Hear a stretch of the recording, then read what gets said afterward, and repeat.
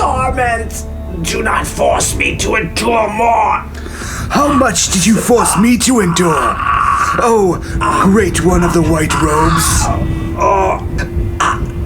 You brought me here and gave me up to him, Fist and Tantalus. You sat and watched as he wrenched the life force from me, draining it so that he might live on this plane. It was you who made the bargain. You could have refused him. And what? Died honorably? What kind of choice is that? I wanted to live, to grow in my art. And I did live. And you, in your bitterness, gave me these hourglass eyes. These eyes that saw nothing but death and decay all around me. Now look, Parsalian. What do you see around you? Nothing but death. Death and decay. So we are even. Even, yes. And I will grind you into dust. For in your last tortured moments, Parsalian, you will witness my triumph. Already my constellation shines in the sky. The queen dwindles. Soon she will fade and be gone forever. My final foe Paladine waits for me now. I see him approach, but he is no challenge. An old man bent, his face grieved and filled with a sorrow that will prove his undoing. For he is weak and hurt beyond healing, as was Chrysania, his poor cleric who died upon the shifting plains of the abyss. You will watch me destroy him, Parsalian. And when that battle is ended, when the constellation of the Platinum Dragon plummets from the sky, when Solinari's light is extinguished, when you have seen and acknowledged the power of the Black Moon and paid homage to the new and only God, to me, then you will be released, Parsalian, to find what solace you can in death. You will rule unchallenged. You will rule a dead world. A world your magic destroyed. You will rule alone. And you will be alone. Alone in the formless, eternal void. That is a lie, old friend. I will create. New worlds will be mine. New peoples I will create. New races who will worship me. Evil cannot create. It can only destroy. It turns upon itself, gnawing itself. Already you feel it eating away at you. Already you can feel your soul shrivel. Look into Paladine's face, Raceland. Look into it as you looked into it once back on the plains of Durgoth, when you lie dying of the dwarf's sword wound and Lady Chrysania laid healing hands upon you. You saw the grief and the sorrow of the god then as you see it now, Raceland. And you knew then, as you know now but refuse to admit, that Paladine grieves, not for himself, but for you.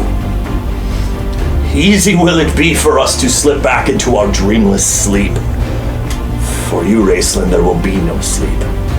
Only an endless waking, endless listening for sounds that will never come, endless staring into the void that holds neither light nor darkness, endless shrieking words that no one will hear, no one will answer, endless plotting and scheming that will bear no fruit as you turn round and round upon yourself.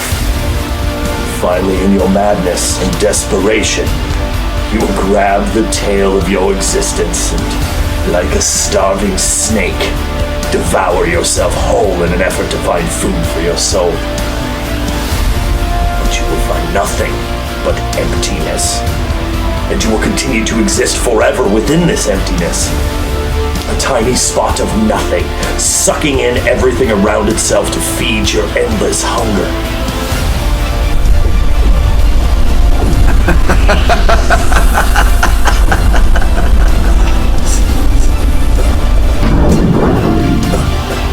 This is the end.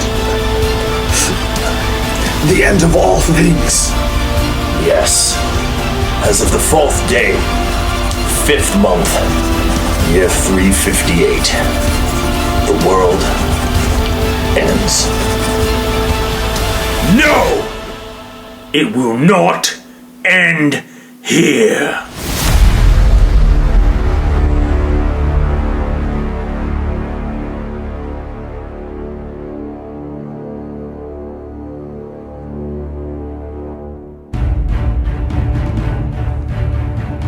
Pre-recorded in a second-floor guest room filled with tall ales and taller tales.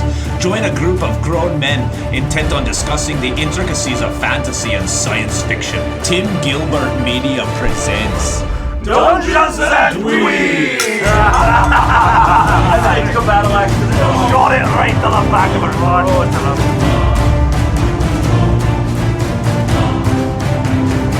Hello, all you fans of 80s exploitation films where geriatric analysts are forced to chronicle the torture of senile old ascetics. This is the Dungeons and Dweebs podcast, episode 23, Dragonlance, Test of the Twins, part 1. I'm your host, Bob.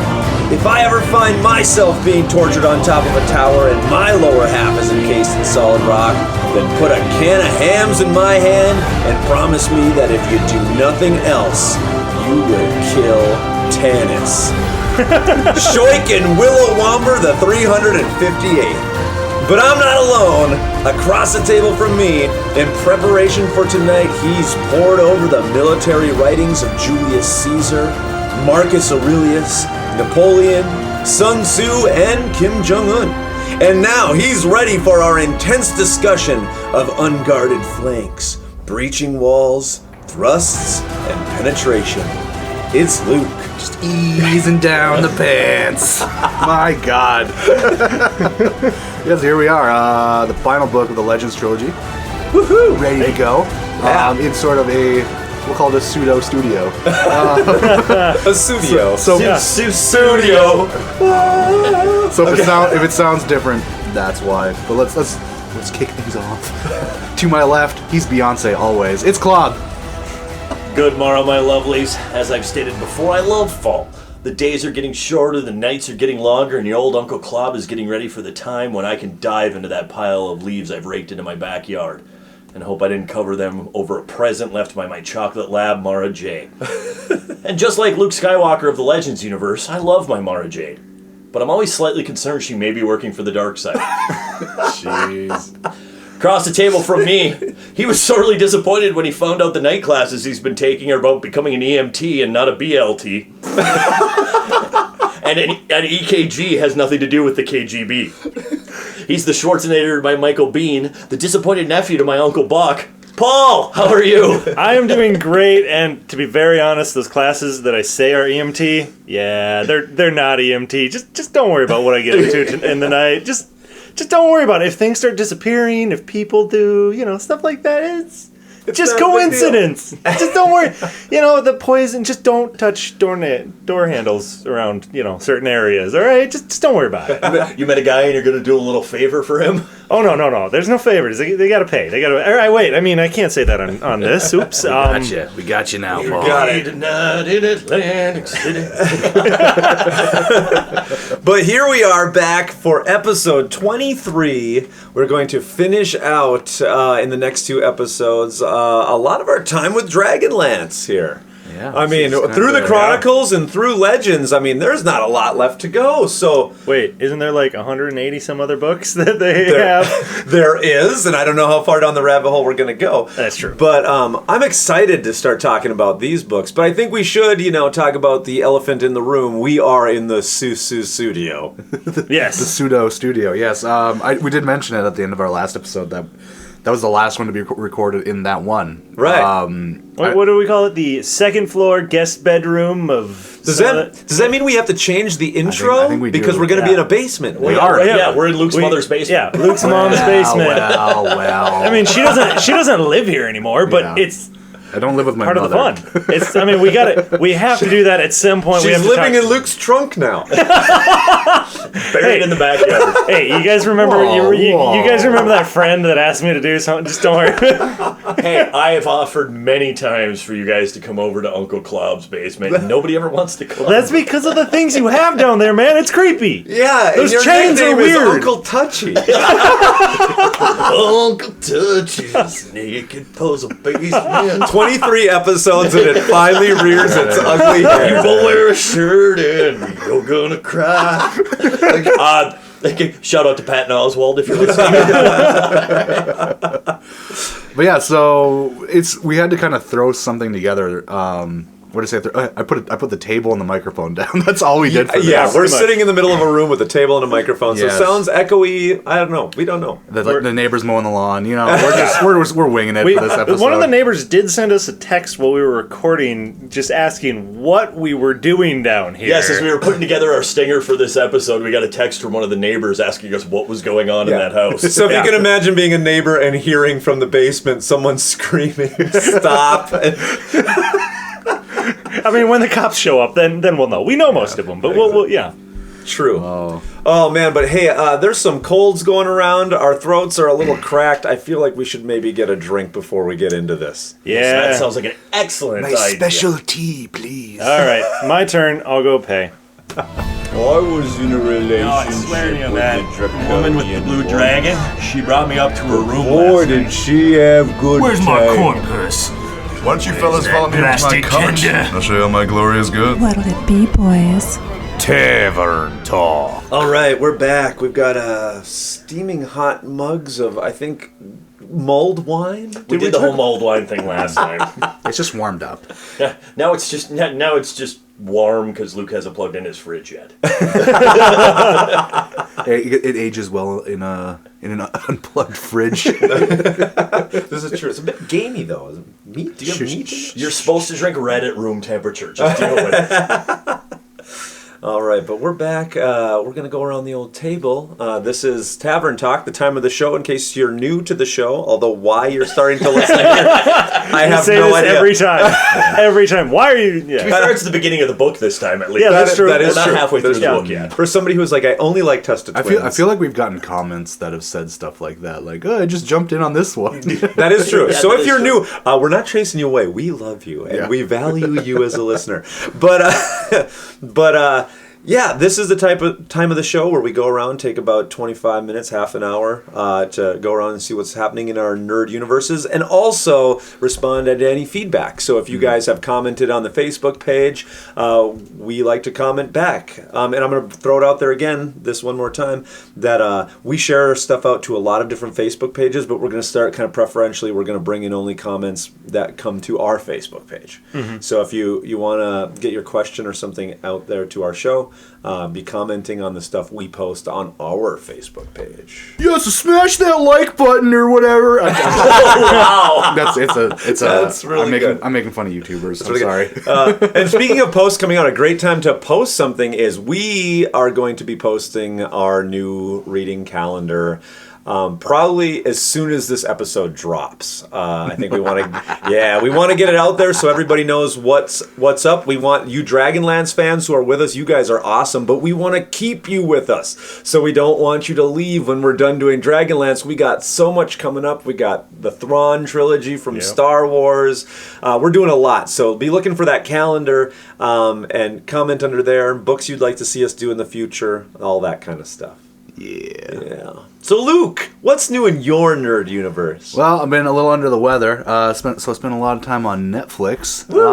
I feel like you've been under the weather for like the last 2 months. Yeah. I actually, you know what? No, I've been feeling great. It seems to I'm at the peak of it, like when we record. I don't know why. It just keeps lining The up like that. anxiety of the microphone. Is Oh, too much. guys, I'm so nervous. That's why you got to get out of your office, man. You can talk to people. It's like talking to Mike. I think that's what got me sick. I don't I mean, yeah, it definitely is. It You definitely gotta start is. fist pumping more. You have a flare up that comes around a couple times a month. quiet. There's creams for that. There's creams for that. Okay. I'm sure Raislin could even make it. So on Netflix, That's why you've been smelling of spell components. quiet. So on Netflix, I checked out season 2 of Ozark. Amazing. If you've seen season 1, I do want to get into though. I tried this show. I don't know if you guys have seen it pop up for you on Netflix. It's called Disenchantment. Yes, I have. It's a cartoon. Yeah. I had high hopes for it. It was by the same guys who did some of the guys who did The Simpsons. All the guys who did Futurama. Yeah. It's trash. Oh no! It's so bad. Oh no! I like how you're not even trying to be nice about it. No, I'm not. Sucks. I like if I can. I didn't even make it through the first episode. It's just these terribly written jokes. These now I'm gonna watch it. Characters that are like it's a princess who doesn't want to be a princess and an elf who doesn't want to be an elf, and it's just like does the elf want to be a dentist? No. I just want to be a dentist, guys. I don't want to make toys. Hermie doesn't like to make toys. Hermie doesn't like to make toys. Hermie doesn't like to make toys. What am Guys, I just want to make your teeth healthy. Wow. All right, well, that's a... So it's trash, is what you're saying. It's trash. It really it's. I really like Futurama. I'm a huge fan of that show, and it's just knowing that those are the people that did that. It's like you guys are just. Did somebody get a concussion? What's going on? I don't know. I feel like they're just like being lazy, or they're just like They're out of ideas. Yeah, trying to or... ride off their names alone. Yeah, and it's. I mean, give it a. I challenge you guys. Give it a shot. I am gonna watch this for next show. I could not do it. But it sounds awful already. I dislike it just by what you said. Oh my gosh. So that's been about it for me. Just sort of laid up, watching. Well, binge that entire. You can't. If you're gonna start Ozark, make sure that you got some time because you're not gonna want to stop. My lord. Anyway, to my left. It's not the intro. I need a nap, you guys. Klab, how was your nerd month? Actually, not really too nerdy, to tell you the truth. It is the beginning. It is the beginning of football season. We've kind of let out little spoilers about where we're from. I'm a huge Vikings fan. My heart pains for you, man. I know, man. We just had the Vikings-Packer game and got the stupid kicker. He got booted off the team because he missed 3 field goals. Just to let you know out there, I'm almost 40. I can make a 35-yard field goal. My 11-year-old can make a legitimate extra point and a 25-year-old field goal. So I have no idea what was wrong with him. Just so you know, listeners, this is a test of the Twins podcast. we are losing listeners right now. Like sorry, it's also the beginning of hockey season, so I'm really pumped up for that. Losing them. He did say it wasn't nerdy.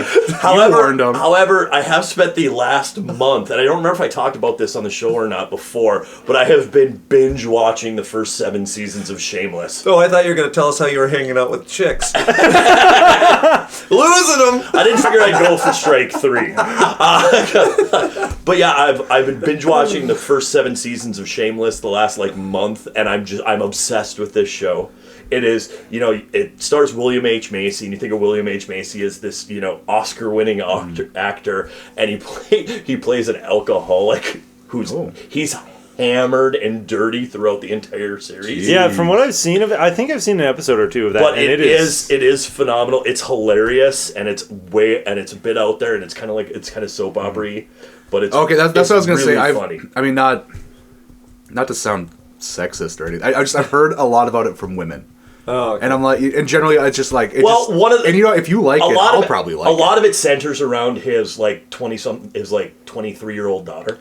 Okay. And so a lot of the storylines, but the other storyline is his son who gets booted out of college, and he's got a full ride to MIT for a little bit and stuff. Okay. And his other son who comes out, and there's a whole bunch of other stuff that goes on. But no, it is. I love it. I'm obsessed with it. Okay. And a lot of it does center around him getting drunk and trying to get to the next high. They stole a liver from a dude so that they could keep William H. Macy on the show at one point. Whoa. Wow. Okay. So that's really what I've been doing other than just work. Woo! Yeah. Paul. Oh, you boy. doing anything? Other than you did a little LARPing, didn't you? Or was that last show? That's a while ago. Oh. No, honestly, for me, my life has been work, and then, as Klab said, I'm taking an EMT class at night, so work and class.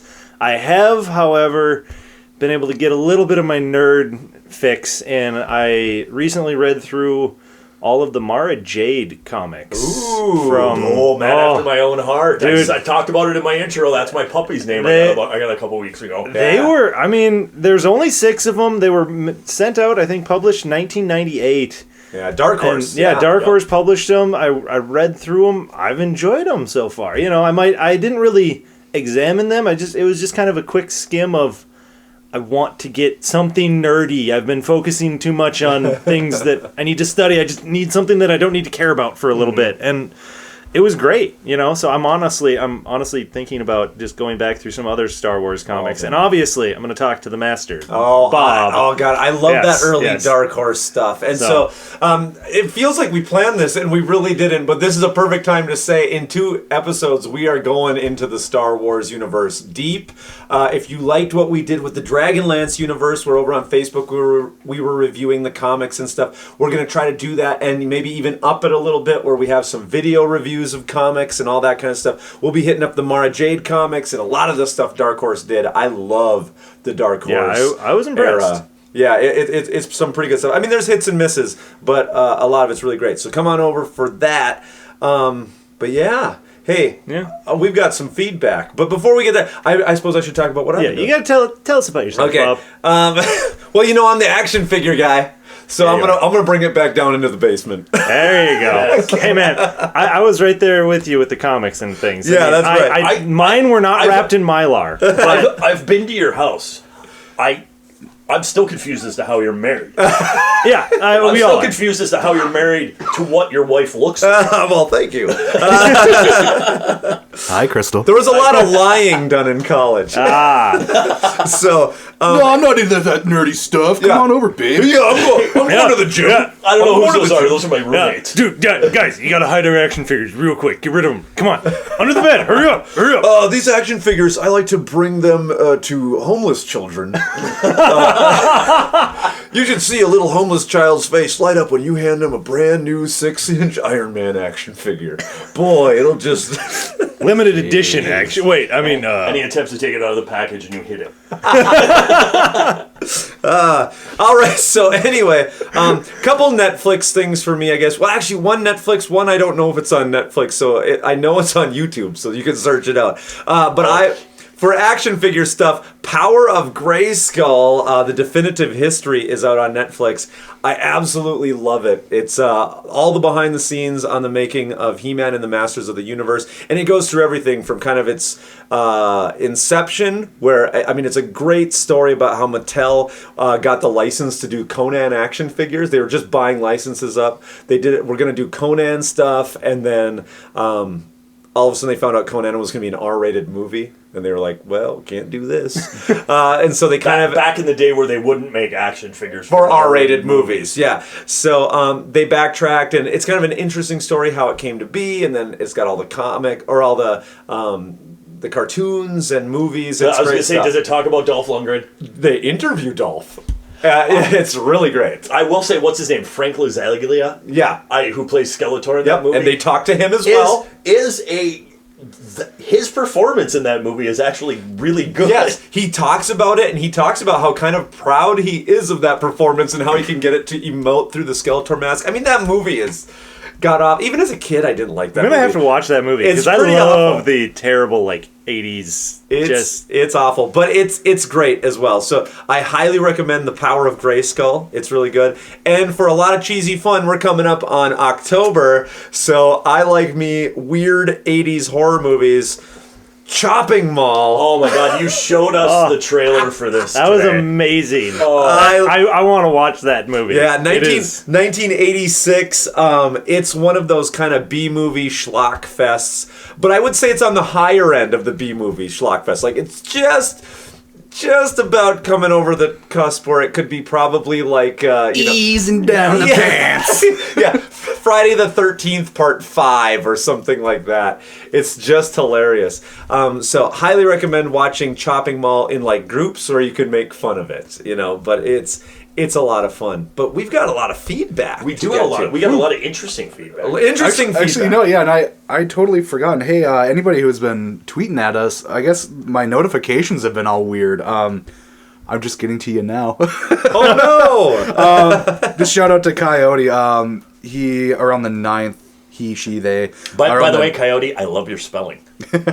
Around the 9th, had said that they had just finished our reviews of the Dragonlance Chronicles. Really like the dramatic openings, and looking forward to the Legends reviews of the Legends Trilogy. Wow. Yeah, I'm sorry, I don't know what happened. And yeah, he's just been showing us a whole bunch of love on Twitter, so shout out, Coyote. Yeah, sorry, Coyote, for not That's all, and back. I did. We'll howl back. I don't know. I don't think you, Bob. I don't think you spend too much time on Twitter. Not at all. But I've been kind of poking fun at how much you've been doing Photoshop on stuff. Yeah, you've been poking fun. A little bit. I tweeted out that one with the twins. I just said, but like for real, would someone take Photoshop away from Bob? And we got a reply from Sage Murray from over on the OV podcast. She just said, never. Which can I just behind the scenes? It's horrible because I don't even Photoshop. I'm using, if they look like crap sometimes, I'm using Pages. I'm doing this crap on Pages is a Macintosh application that is supposed to be a word processor. I am easing down the paths of Pages. I am using that program for all it's worth. Oh my god. Bill Gates' eyes just twitch. Pushing it to the max. But we've got feedback on Facebook for some questions. I love when we get this kind of stuff that asks us questions. So on our last book, Brendan brings up a time paradox. Okay, so the end of this book, this is War of the Twins. The end of this book seems to create an awful temporal paradox. So I'm curious if you guys have any insight into how to solve it.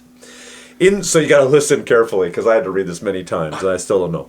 In the original time, it was Fistendantilus getting destroyed at Zaman that led to his disembodied spirit meeting up with Raistlin and helping Raistlin pass his test and survive the War of the Lance. So if Raistlin goes back in time and becomes Fistendantilus and then doesn't get blown up in Zaman, there's no disembodied spirit of an Archmage to keep Raistlin alive in the future, and thus no way for Raistlin to live long enough to come back in time. So what am I missing here? How did Raistlin survive in the future, quotation mark present, if neither him nor Fistendantilus got blown up at Zaman? Also, on the teleportation issue, you guys made some interesting points, but you'll notice that, let's take that as a separate issue. Let's go with the Fistendantilus This first. entire trilogy is a paradox, and if you can't even begin to jump into it with time travel logic. Well, that's something that we talked about when we talked about War of the Twins too. What happened to the voice of Fistendantilus in his head? Actually, you raised that question in the entire Legends. Yeah. What happened? Because throughout the Chronicles, he had a little bit of that split personality going, where he was talking to himself all the time because he had that voice of Fistendantilus in his head. So we talked about that last time. Where did it go? Yeah. The entire time you were reading Brendan's comment here, I just pictured Doc Brown flipping the chalkboard over and trying to explain how you can, how the Back to the Future 2 time paradox worked. And we all sat there and went, yeah, whatever. Yeah, Sure, right.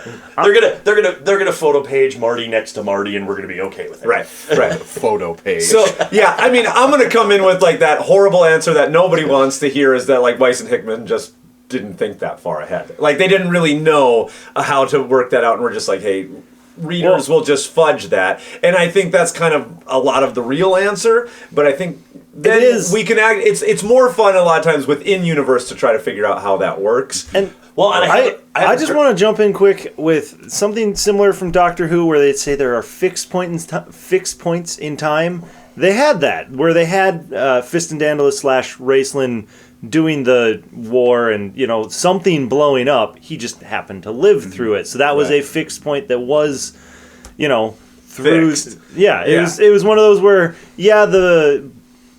I guess the half of Fistendantilus that invaded Raistlin didn't get to him, but that's because he was already in Raistlin. Right.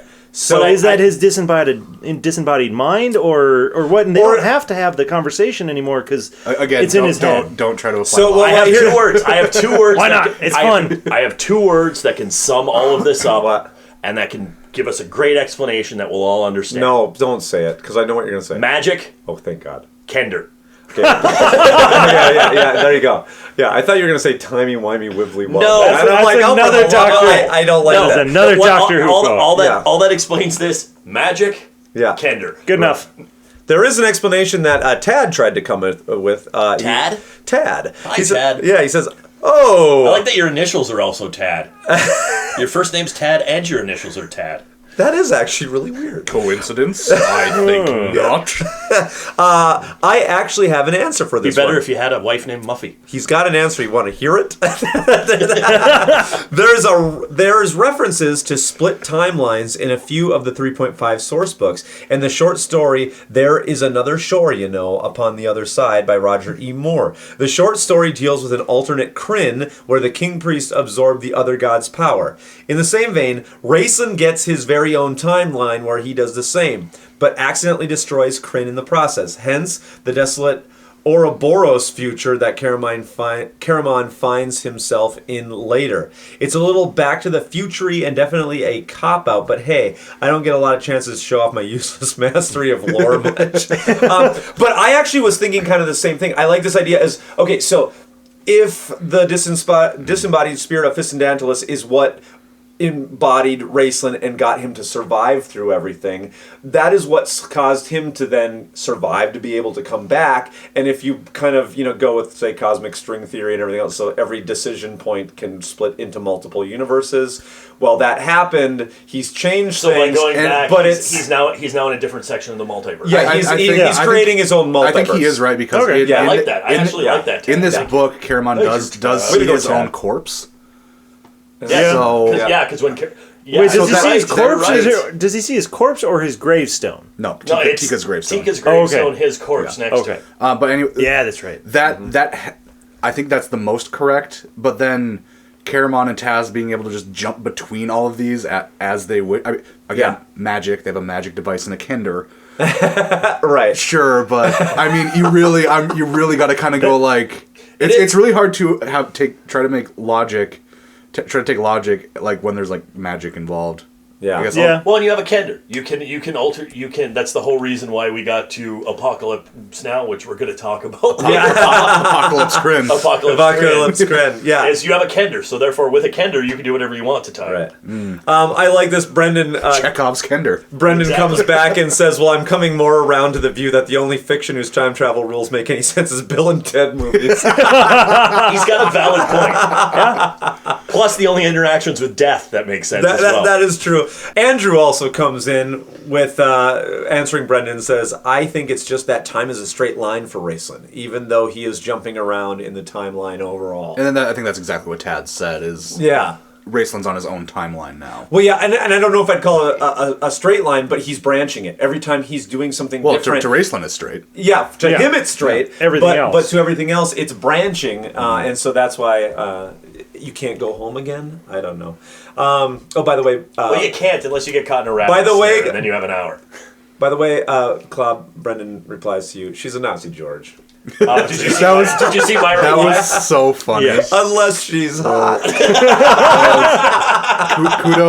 Kudos to Brendan and kudos to you. Like the Yes. like the Was lady in so Iron funny. Sky. Then it's okay. One last long question here from Andrew. He says, from our last show, I had this big problem with Caramon, and what does he know about what Raistlin's plans are?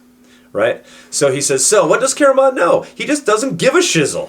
He is totally numb and doesn't care if Race becomes a god or not. He's Aw, for done with Rizzle. him. Totally done. Caramon is an escapist. Drown it in beer. Drown it in war and ladies when Race would be mean when they're just starting out. Now he wants to drown it in home life, presumably. As my Italian friend says, he is a mush. He has no problem bashing heads, but standing up to Race, nope. Sure, it would have been nice if Caramon had hacked Race's head off, but he just can't. Like when your junkie sister keeps robbing you and you never stop letting her in. We talked about that. We talked about that, about your one friend who comes over and it's a Yeah. great time to spend with them, but you may wake up and your wallet and your TV are gone. I love Andrew's explanation because I love it. Because I've always hated that Caramon is always so into his brother. Yeah. You know, he can't get past that, and it feels like his arc doesn't ever happen. But I like that. It's like, yeah, Raistlin is his junkie brother that he just keeps letting come in and lay on the couch. And Caramon himself, that's a great point that Andrew made too. Yeah. Y'all got any more magic? Is Caramon himself is a bit manic. Yeah. Is a bit manic himself, drown. Okay, well, I can't solve this stuff with my brother, so I'm going to go fight a war. I can't solve this stuff with my brother, so I'm going to drink myself. Regardless of the morality of that war, I might still be hung up on the morality of that war. But yeah, I'm not going to deal with my brother. I'll just go kill a bunch of people. Yeah, or get a bunch of kills. Won't kill my brother, but yeah. Well, it gives you something to do. When you can't just something to do war. Have you looked at the human race? That's true. That's all it's about. That is true. What is good for? Absolutely nothing. Okay. Hey, look at that grass over there. That looks greener. Oh, it's the same. Look at that grass over there. That looks greener. This is true. Anything else on feedback? I think that's all I've got right now for feedback. All right. Well, I tell you, we have to get into stuff. We got songs. We got stuff to talk about. We have a first half of Test of the Twins. Woo! So let's go get another drink. Bob, red is supposed to be served at room temperature. This fine young lady has another few goblets for us. This is a much better vintage this time. Trust me. This is a 228 from the Gully Dwarf province down the road. Oaky like a soulless tree. Al, can you put some ice cubes in this? I don't hurt you. Ooh, tell me more. It's a DeLorean, isn't it? Scales were always in my favor. I might have driven a DeLorean here. Aye, pull up a chair, friend. So here we are, episode 23, volume 3 of the Dragonlance Legends Trilogy. First half-ish of the book. We're just gonna kind of see where we get. See where we end up. Yeah. Okay. Yeah. Before we hit the 4-hour mark. Yeah. Test of the Twins. Raceland v. Takesis. Fight. Something like that. I don't know. I'm just giving you taglines. Bob, what sort of parody have you wrangled up for us this time? Oh, I've got a good one. Oi. I mean, What shortest song you got for us? Okay, so we're going with Caramon as being our leaving the trailer house in the sky. And there is no way that we can't end this. It sounds like he died. Yeah. He's going all the way up there to that trailer house up in the sky. In the trees. He went and saw the big old world. He went and saw Istar and everything else. And now he's bringing her all back home. Shoot. And you got to do it in a big old finale climax with a little Charlie Daniels band. Yes, sir. Yeah, we know. Yeah. So we're going to do up a little Charlie Daniels. All right. Tune up your fiddles, folks.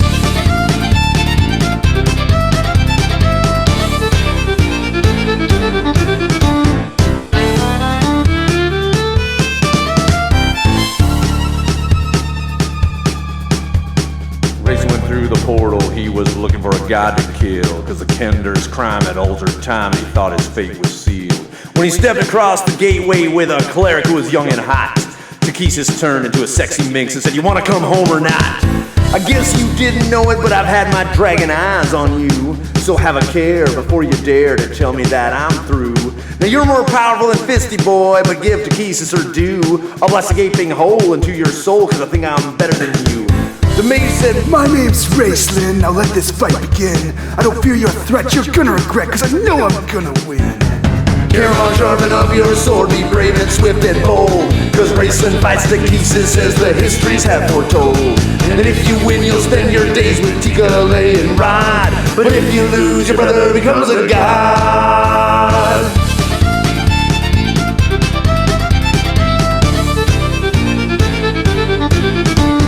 Kitiara saddled up her mount and said to Palanthas we go, and fire blew from Sky's nostrils as he spread his wings and rose. And the citadel rose into the sky and it made a rumbling hiss. And a chorus of Draconians joined in and it sounded something like this.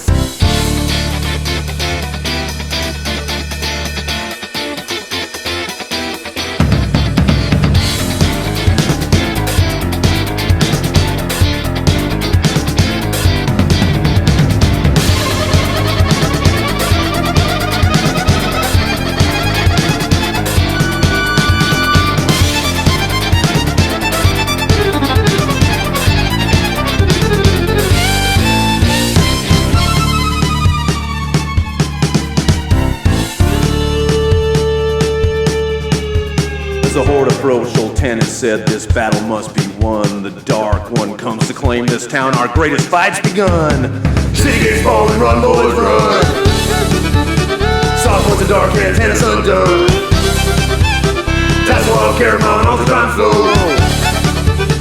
Delamar treasury, no kid, no.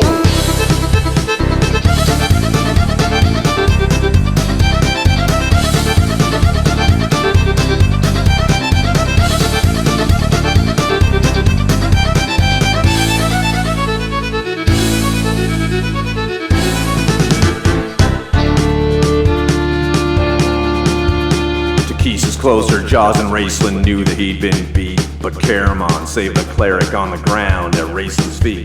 Raceland said, Lady, my fate is sealed. as his mouth broke in a grin. I'm free at last, you abyssal bitch. I redeemed my soul from sin. Delamar locked the tower is shunned. Tassel, Peppershake, Citadel fun. Caramon back home, Salt Tree Ho. Deacon love all night, fast pump slow.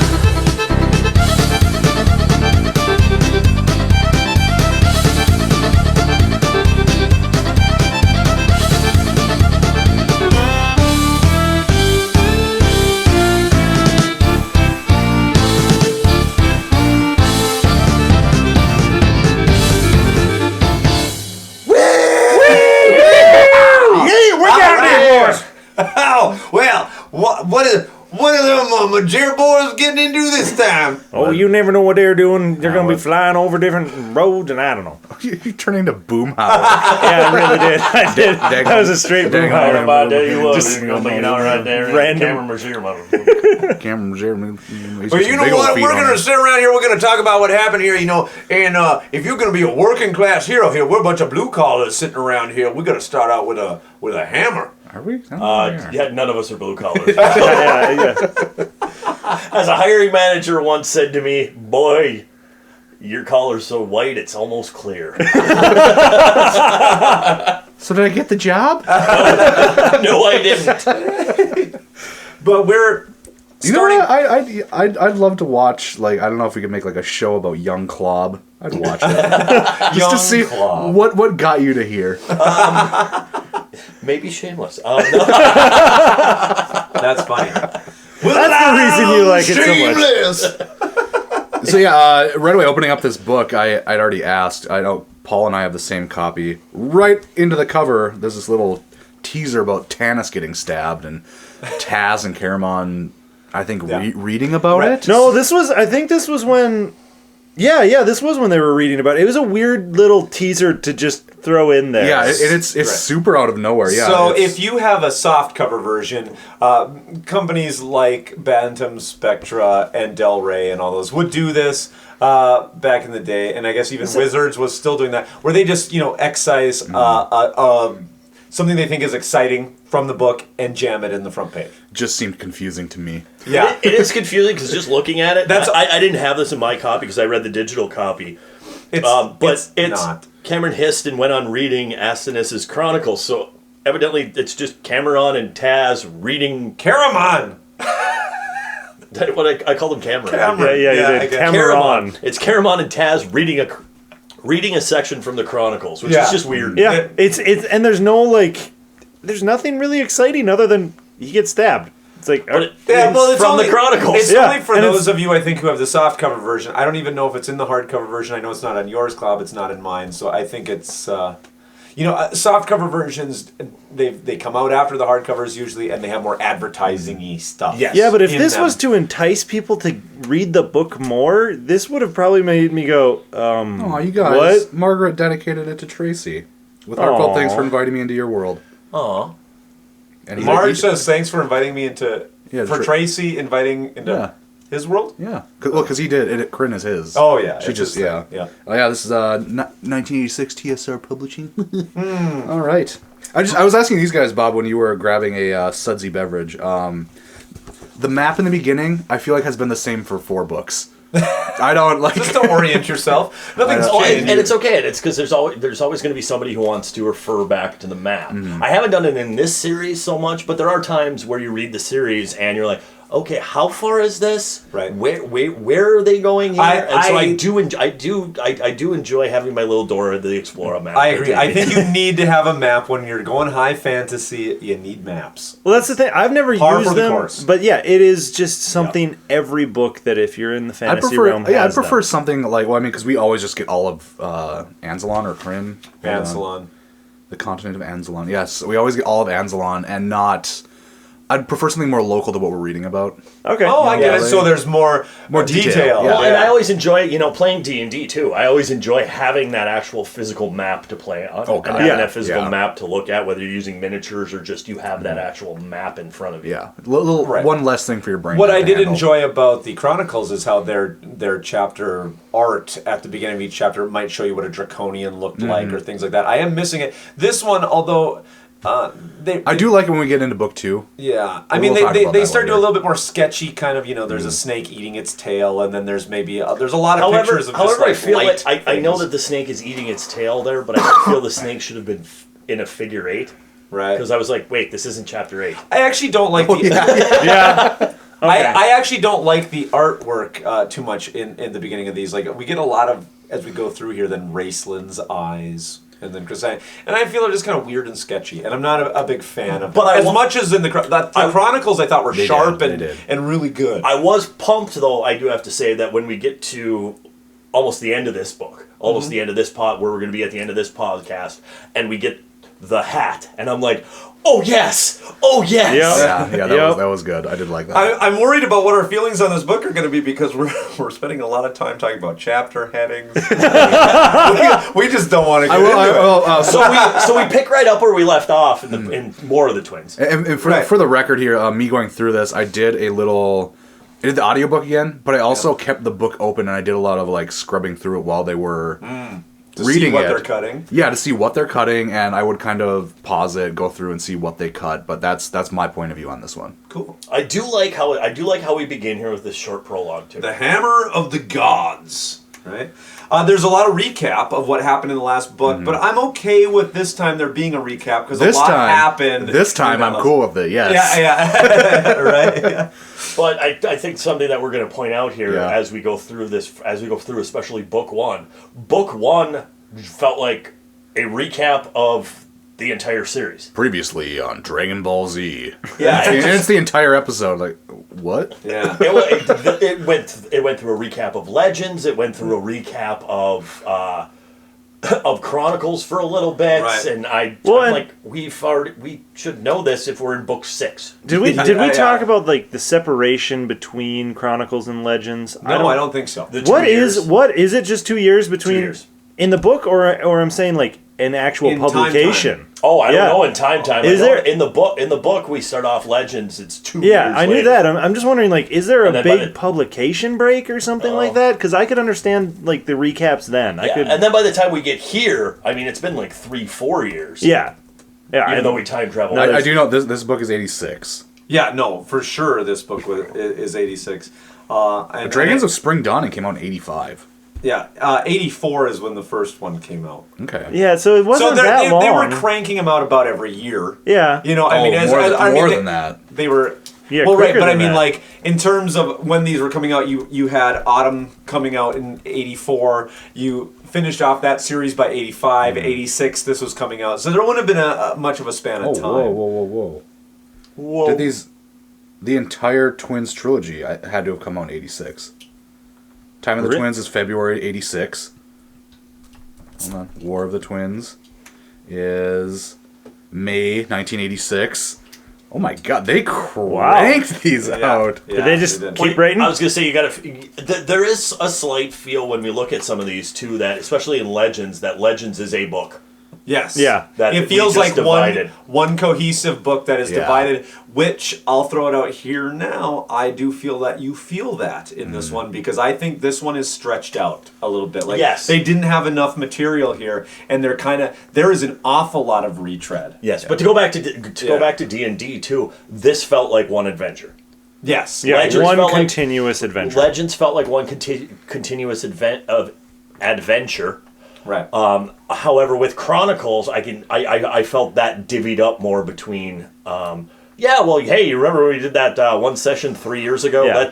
Let's go back and see where those characters are now. Whereas this felt like that one cohesive. You've been playing this now for a set amount of time without a break. And I think a lot of that probably comes from just the nature of how it was written. If Hickman had been playing an awful lot of D&D and was drawing upon a lot of his experiences to write the book, it feels like Chronicles was a lot of vignettes from the coolest stuff that they did as they were playing. You know, like, hey, remember that time we fought that dragon with the acid spit? That was cool. And remember that time that Michael Williams came up with that elevator that went up and down? That was cool. And remember that one time you created that crazy guy with a gem in his chest? That was cool. And then they just kind of like stitched it all together this feels like one thought out campaign. Remember the one time you met that one black guy? The metal arm. I will say too, there is one point that I know we will be discussing next episode that sounds very similar to that. Remember that time we did this? Let's put it in a book. There's like an episode. There's going to be Family one Guy. point that By next episode, Hammer of Karis 2.0 is going to happen. Oh, boy. But that's coming next time. I'm excited. Did you guys ever hear about that really old adventure with the gold dragon? You guys ever seen that really old movie, Aliens? But we have this whole recap where we talk about the whole battle that rages between the hill dwarves and mountain dwarves. That Hammer of Karis shows up, and I love it because Karis just throws down the hammer, eventually walks away from it all, and then we got a recap of Raceland going through the portal. And I do like it because what we always talked about is we want a battle. Yep. Here's a battle. We finally get a battle. I mean, we were already in that battle, though. Were we actually? I don't remember. It seemed like it was very segmented in that maybe battle. A different point of view? Yeah, this was a different point of view. It's something like that. It's just a good way of getting us back into the universe. Right. But all in all, I think, it's like 4 pages. It jumps us back into the universe. I was fine with this. And it gets us back to our unbearded dwarf. Who I do like this who's character. finally just throwing down and getting on his griffin or his horse or whatever and piecing the heck out of here. Who would have ever thought that Bob at the table would have been okay with Karis and his hammer? but I'm liking all of this. But let's jump into chapter 1. We open up with because I've been waiting. What happened to these guys, right? Taz and Caramon. Tass. I better make sure that we get this right. Tass and Caramon. They show up on this just gray landscape. Gray and ashy. Tass thinks that he's on the moon. And he just starts blathering about it. I was thinking about a moon when we went, and I couldn't help it. I'm just sorry, it just popped into my head. And he almost gets struck by lightning. Yeah. How does Tass know what the moon surface looks like? He doesn't. Yeah. He just wants to go there. But then we also is this in chapter 1 here? Kender can just summon a map of the land. Yeah, because he just like sits there and just thinks about it. Where the crap was this? Well, no, because he was the map guy. Yeah, he always had all the maps. He always had all those maps. But it's just like all of a sudden it's just a thing. Like he now can he's just go going like in his memory. Yeah, he's going into his mind palace and like whipping a map out. Like I know it's cool. I don't have a problem with it, but like why? Why has this not come Why up in volume 3 of the second trilogy? I've seen a lot of stuff, and I was in the abyss for a while, so I've grown. Wasn't somebody's uncle or something? You know what, Luke? I don't know at all, but my guess would be is that they probably made a bunch of source books for this stuff, and that's an ability that's in a source book, and they're just paying homage to it. That is an ability, at least I know in 5e, where you can always remember things that were said and the time. That's about 30 years off from all this. I know it is, but it's great for Dungeons and Dragons fans. It may be detrimental to logic, but whatever, or the flow of a story. But yeah, okay, and I'll ask you this for you guys right now. I automatically jumped to, I knew they weren't on the moon, but I automatically jumped to, oh god, they're in the abyss now. Oh, okay. I guess I had no idea. It's hard for me to remember when I first read this what I thought, but pretty quickly, I knew that they were going ahead in time, and I'm pretty sure, that this is a destroyed future world. It started to figure out, and then all of a sudden, and then we get into the Mad Max post-apocalyptic without any people in it, and we're walking by bodies, and we're doing I like stuff. all this. I do. I like all this. I like the, oh my god, those are the big trees from Solus that don't exist anymore. And that slow realization of where they actually were. It was a good build-up. I expected it to be more. We find out here pretty soon. Solus got wrecked. I expected it to be more than 2 years. Right. Because they're in 358 right now. Right. A lot of this though, I love the look of all this and all these chapters, like chapter 1, 2, 3, 4, 5. This is all the same stuff. It does start to drag on a little long for me. It does, but you know what? It's that good creepy stuff that these two do really well. Yeah. Only however, small. Well, I guess not really small complaint. The art for chapter 2 was Tika's gravestone for my book. Yeah. So they're back on. Back to ruining what's but coming up. they didn't write it out in the title, at least. Well, they didn't for the have to. chapter. Because the gravestone says I know. This is 1,000 words. It is. When I saw that too, I was like, "Well, And okay." who knows when we're bouncing around in time and what timeline we're actually in. Right. You And this know. is what we had talked about in Tavern Talk, where Caramon finds his own corpse. Yes. But I do agree with you, Bob. I felt like I was slogging through the mud for a while with I them agree. as they were slogging. through Well, the because mud. they just throw in those little kind of like, oh, they fell down a sinkhole. Oh, they like the little kind of dangery elements that aren't really super interesting. I actually had to go back and reread. Because Yeah. I'm like, why is he making a crutch? I didn't know either. I agree. I had that in my notes that too. was weird. Yeah. Even listening to the audiobook, that was weird. Yeah, I'm like, so why? Yeah, why does he have a crutch? And then that doesn't ever play out, does it? No. Because Well, I was he like, hobbles around on the well, crutch. is he going to be wrecked for like when he has to face Raceland? So this comes into play? No. It's just an inconvenience. I That's feel all it it's is. just like, hey, visually in our heads, we like the look of like Caramon staggering adds around. adds distress to it, maybe. Yeah. And again, it's the Your wounded warrior. Oh, hey, you walk by you walk over a sinkhole. You fall into the sinkhole. Roll to land. yeah. He rolled a nat Okay, one. you rolled your ankle. You have to deal with that now. okay. I make a Okay. crutch. Roll your dice, not your ankles. Yeah, I hope that's not how they plan that out because that does. I feel it's weak when they fall back on D&D tropes to kind of pander to the audience. I feel that weakens the narrative. I agree. You know, At times. at times, not all the At times. times. You have to know when to use it, right? But yeah, we're Ooh, kind that of would have been another one we could have used. yeah. You gotta I know mean, when we to still hold- could. We still Know could. when to fold them. Know when to cast a spell. Oh jeez. Know when to run. So anyway, they fall like you said. They fall into a grave. Everybody's dead. It's an open grave with everybody. Caramon finds his crudely made hammer, and this is kind of how he knows where he is at. He doesn't want to admit it, but he knows that he is in Solace. Right in chapter 2, that he finds his hammer. Taz finds an obelisk sticking out of the mud, like you said. It's Tika's gravestone, and Caramon finds its own body. So, jumping into chapter 3 already. Which has got to be. I would have liked more time focused on that. Yeah. Because that has to be a surreal thing. Yeah. Even with all the jumping around through time, I felt like it was never addressed, and I felt that could have been a growing moment for Caramon as a character, is going into something about understanding his own mortality. Right. I need to fix this so that Tika and I can be together in life, or just agree. more of a little dwelling about finding your own corpse on your wife's grave. Right. You know, I feel like there's a missed opportunity here because this book focuses very much, and granted, these are the twins books, but it focuses a lot on the relationship of Caramon and Raceland. So much so that I feel it's at the detriment of the relationship of Tika and Caramon.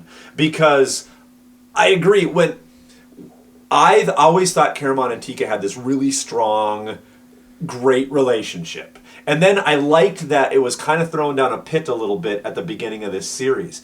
But I feel like for the rest of this series, Caramon's been running around time frames, not really... Well, we don't get a lot of Tika stuff. We don't get him pining away for Tika an awful lot. Even to the point when he comes and finds her grave, I was waiting for this huge moment of what he feels about seeing his wife's grave, and that he has been a drunk and been flitting around time this whole time, and now here she is dead. None of that comes to be, and I feel it strips then a lot of power away from the end of this book when we end up back with Tika at the end. I'm like, well, Hey. Caramon was just Hey. out for a little romp. and he's back. Well, Hey. it is one of those where Spoilers. you want Caramon to have more of an emotional reaction, but I feel like at that point, his character arc I mean, you guys have said it. I like some of the character arcs, but his is kind of flat. Or even have Taz have more of a reaction. Yeah, somebody should really not be just, broke up not just, about this. Hey, I think this is you, and oh, it's sad Tika's gone, but I think this is you. I mean, we've seen Taz grow as a character. We've seen him grow kind of beyond that Kender Where he cares. Yeah.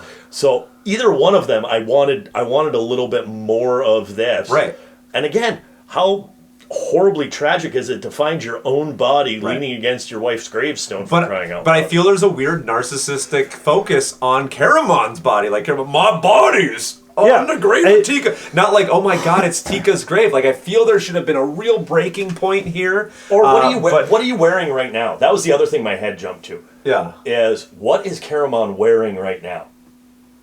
Should he have pillaged his own corpse? Oh. To be better armed for this battle with Raceland? Yeah. Or was he a fat drunk when he was dead? That's true. It's his armor from the end of the Chronicles. Oh, okay. Yeah, that would have been much smarter. He didn't roll correctly. He didn't. No, he did not. He did not get that intelligence roll. I pillaged the corpse. 1, you don't find anything. Damn it! You forgot how to undo the buckles. But they don't have a lot of. We get a little bit of a callback here to Dragon's Winter Night. He refers to this as his waking dreams, his waking nightmare. Going back to the is it Sylvanesti? Oh yeah, the Nightmare City. Yeah. That's something I wrote down. Yeah. There's an hourglass in the sky. With Lorak. This I think is cool. I think this Yeah, is I like this. I think super is super sweet, yeah. cool to keep Actually, the dragon. I wrote down dope. Yeah. Takisis's dragon is fading out. We have Paladine's dragon up there, and then in there too we have an hourglass, and shining brightly at this point. And then this huge that's cool. This huge storm comes up. It's very apocalyptic. Yeah. I really like. Do you know what they don't refer to though? The scales are gone, or that Oh, the yeah. scales are there at all. Yeah, no, they don't talk about that. Like Gideon is just. Ooh. That's an interesting point that I wonder if that was very intentional. Yeah. Because there's no balance anymore. That could be. Yeah. There's no balance. Because left. instead of good Paladine, evil Takisis, we now have good Paladine, evil Takisis, evil Raceland. Yeah. So therefore, we don't. That's an excellent point. I wonder if that was very intentional. Isn't it true even when they're on top of the tower? Then when we'll find Parsalian is entrapped and everything else, Astinus is writing his final line in the book, and he's about to close the book. Yeah, he's about to end it. He was going to end it, so that would be the end of him. Mm-hmm. Yeah, right. There is no more balance. There is no more balance. As you were the first, you shall be the last. Yes, and so he is now the Omega, and now he's fading out. So that's cool. I like that. Now, when Astinus dies, does he just kind of disappear, or is it just like... we'll never know. Yeah, I don't know. Because that is one thing I've always thought of, like... Yeah. He's kind of... He is doing a the god, Back to the Future basically. thing where just one hand goes out? Yeah. He's looking at a picture of himself with Paladine. Just reliving the good old memories, and then just kind of... There's one of those like medieval-looking Bayeux tapestries up there, and he's slowly fading out, like he doesn't have a head anymore. He's writing something in the book, and then all of a sudden his hand like fades out, and the pen drops. We've got to fix the time, Marty. Marty.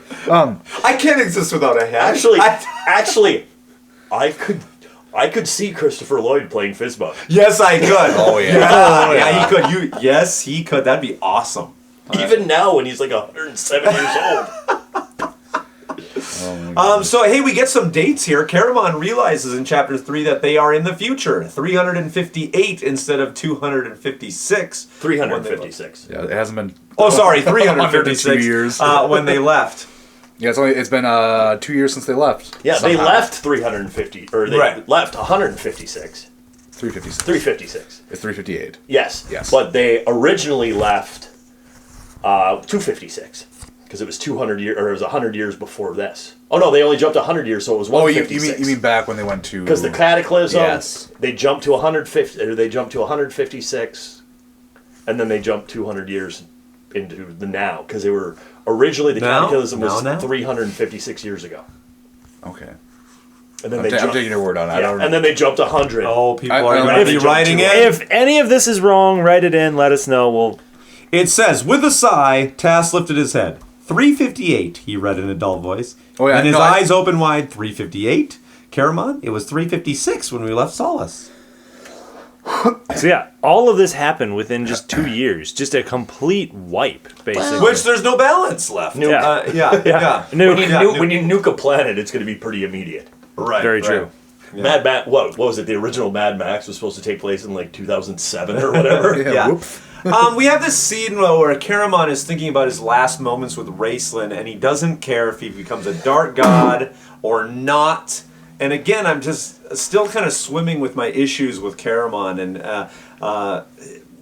just the fact that he knows that Raceland is now a dark god, and not really wanting to take he's taken responsibility for Raceland his entire life, and now his brother is destroyed everything he's ever had. Well, and this was and I could see this being because he walked away, I'm walking away, I'm going home, you do what you need to do. All of a sudden, we're back, we're up here in 358. Because he walked away, oh crap, I caused this. Yeah, but I don't feel like he takes responsibility for that necessarily right away. Like, he's just like, I don't think he ever takes responsibility for that. He knows then what he must do, but he doesn't say, like, I caused this. He thinks it probably would have happened. Taz does take responsibility for this. Oh, yeah. So we do get a while of depressed Kender here. Right. Going, oh god, I killed the world. Which is weird. Well, and I do depressed think Kender is just off. I know. I do think that maybe a lot of what's happening then as we go into chapter 4 is why maybe the reactions aren't what I wanted to, is because now we've got the time device, and I feel like he knows he can keep using it. He's got the DeLorean, so he's like, oh, my wife's dead. There's my body. I screwed everything up. We're going back in time to fix this. Like, he's got kind of a get out of jail free card. Well, and he always has a Kinder with him, which is the immediate get out of jail. Anything can happen. We've got a Kinder. We don't know what's going to happen, but we can fix it. Because I can go back and change time now because I have the Kender with me. Exactly. So, like, if Task died somewhere, they would just be screwed then, wouldn't they? Yes. Because if, like, they went to the future and all of a sudden Task got hit by the lightning, dies, well, shoot, we're screwed. So we're on. But at least you could go back and live. You just can't change anything. Oh, okay, all right. Right. He's got that going for him, which is nice. So Caramon knows in chapter 4 that he is going to go into the abyss, but he needs to see Parsalian. So Caramon activates the device, and they appear outside of the forest surrounding the tower. So they have to get through the forest. Which again to me is a roll. Yes. Yeah, it's the teleportation time roll. You made it to the correct time, but you didn't quite hit your physical destination. Yeah, because I never thought how D&D it was until now you're telling me. I'm like, yeah, there's a lot of dice rolling in this one. Okay. There is, and like we talked about it on previous episodes where Luke has transported our characters different places, and I got dropped off in a forest 5 miles from where I was supposed to be. Could have been worse. Could have been the ocean. Sorry. As a fun little aside here, I googled Dragonlance timeline. Oh boy! And I found that there are a couple of different, I guess, timelines. I'll put them in quotes, air quotes with my fingers. And this book, War of the Twins, occurs in a timeline that's called the Alt Cataclysm. So I'm assuming the alternative Cataclysm. Cataclysm Part 2. Not the fisty Cataclysm. Or just the Cataclysm. Yeah. I guess. There's pre-Cataclysm, Alt Cataclysm, the Chronicles, Legends, Age of Mortals, and that looks like those are the timelines. But this trilogy actually exists in multiple I wish timelines, we had just which I think is really cool. Well, because as we were talking about earlier, you constantly have those branches going off. Yeah. I guess it's not as cool as I once thought it was, because it's How many of you guys, this is a weird throwback, how many of you guys ever watched the old PBS show Story Lords? I loved Story Lords. I don't know if that was on when I was... They're a little young for Story Lords, yeah. Mr. Rogers and Reading Rainbow with were my evil books. Thor Zool. But the little kid on there, he used to have this little, like, what was it, a ring that then he could talk to what looked exactly like Obi-Wan Kenobi. I wish we had one of those things, and when we get upon questions like this, we could just bring up the Dragonlance Canticle guys. I will say, I'm impressed that they have all of this like information written out. You can download it as a PDF, an Excel file, or you just print it. Well, there you go. I'm good with you just having it. But hey, it's actually really cool. We're back to trying to get into the tower, okay? So they stumble upon the corpse of Bupu. Oh, this actually that's made weird. me. This is weird to me. I will be honest. This actually made me a little sad. Really? At this point, I was kind of like, "Oh, she died." I'm with I figured Klab she'd that always it was show up. kind of out of nowhere, so I didn't see She it had no coming. reason to be here. No, Yeah, exactly. I was just going to ask, were they going through Pax Starkus? Because this is the audiobook kind of jumped around a little No, bit. this is in Solace. Yeah, Just outside the of Solace forest, or whatever. the forest surrounding Oh no, the tower. I'm sorry. No, it's the Yeah, this forest is- surrounding the tower. Yeah. Yeah, the Pax Tarkus. Or no, No. sorry. Wayreth. Palanthos. Yes. Yeah. All of the words. All of the words. The Forest of Wayreth. Yes, thank you. Yeah, Yes. but So I felt- she shouldn't be here. That I know. No, because of. Parcelian teleported her back. Yeah, I know. But also, Caramon shouldn't be there either. Unless at some point she spent all this time wandering back here because she was trying to get to the Dark Tower to get to Raceland. And she has the gem that Raceland gave her. Yeah. Yeah, I don't. It was just one It's of those. a throwback. That's what it was, and it was one that I was surprised about and went, "Oh, wait, Yeah. all right," The and only then thing- just kind of moved The on. only thing I was okay with is I was okay with Tass pocketing the gem. Of course. Like, she's dead. I don't want the rat. He has to. He has to do that. It's just like, oh, this gem fell in my pocket. No. And I feel really bad saying this, but Boo Boo has never worked for me. No. I've never liked Boo Boo, and I've never liked the relationship between For like Raisin and Boo a Boo. hot second when they were in that tower during Time of the Twins. I think that's the That was only reason I time liked it her. worked for me. I was okay with her for her little B story in the Chronicles. Yeah, that's the only time I Yeah. liked her. That's the only time that it worked for me. She doesn't seem like the character to me to have been brought back in Legends. And keep appearing. Like again, we've talked about how garbage Fraggles seem like they shouldn't have the ability to actually survive living. True. So the fact that they keep showing up and fighting battles. But they're also the ones who will eat anything, can digest anything, and can right. They're tough. Just survive. They're like they It's just repopulate like rabbits. They're just really horny. Well, and I would think they even make the drop in here about the Gully Dwarves were probably the last to go just because of the fact that they live in garbage. Right. Yeah. But we're still, we're running through chapter 5, and we are still with the same people, Caramon and Tass. They decide to go through the forest and meet up with the Womp and Willow. Which I was okay. I was okay with the way this was set up in this part of book 1 because I didn't want the bounce back and forth at this point. I wanted to stay with those characters for a while. Okay. I wanted to be able to do that. Wait for another time so that I can stay with the Raceland and crew, or I can stay with those other characters longer. So what did you think about, though, they're going through the forest of Wayreth, and, they're getting attacked by this Whomping Willow and all of this kind of stuff? I thought it was pretty cool that, it seemed like, everything's dying and, right. in my mind had painted this picture of, the Forest of Wayreth's magic, malfunctioning. It's just kind of, it's not hidden anymore. Right. It's just there, and, the trees are just attacking stuff. Weird about Well, it, though. it's like you're in the space station that's been half destroyed. So every now and then, the door closes and the sparks go off on the side. Right. She's just trying to close constantly. But Caramon's able to talk them out of, the Whomping Willow would stop attacking him by being like, hey, I'm Raceland's brother, and I'm his only hope. You still have that charm on you. Yeah. And so that's kind of the way I took it. Yeah. I almost had I had a couple moments in here because they kept talking about the forest being the same but being absolutely different. Yeah. Well, which one? Yeah. And I was kind of waiting for almost a description of, okay, everything else is dead except the dead forest that killed people is now alive. Okay, yeah, I can see that. It's like everything else. And then it's like, oh no, it's dark and it's still dead. But I like that description, Luke. I like that description of the malfunctioning magic. Yeah. Yeah, I really... Well, or were you thinking of the other one, the one in Palanthos? That was the dead one. This is the one that just kind of moved around and really wasn't anywhere. Yes, yeah, but this was the one that followed the tower. Both of these forests, they kept talking about, they're the same, but they're vastly different. Okay, yeah, I like that. But there is another beautiful song. I don't know if we want to do a rendition of. Ooh. The light in the eastern skies is still and always morning. It alters the renewing air into belief and yearning. Yeah, and Lux rides up like angels. Like angels lock us in from sunlight grass as bright as gems into the cradling wind. Oh, Michael Williams, what you do to us with these wonderful sonnets that you create. Interesting. Let's just say that. I like how he references Shakespeare's 29th sonnet on this. What? He does? In the annotations? Yeah, in the annotations. Yeah, Shakespeare rears his head. What? Once again, in reference to these. They are beautiful. So I feel like this should be in every English classroom in America.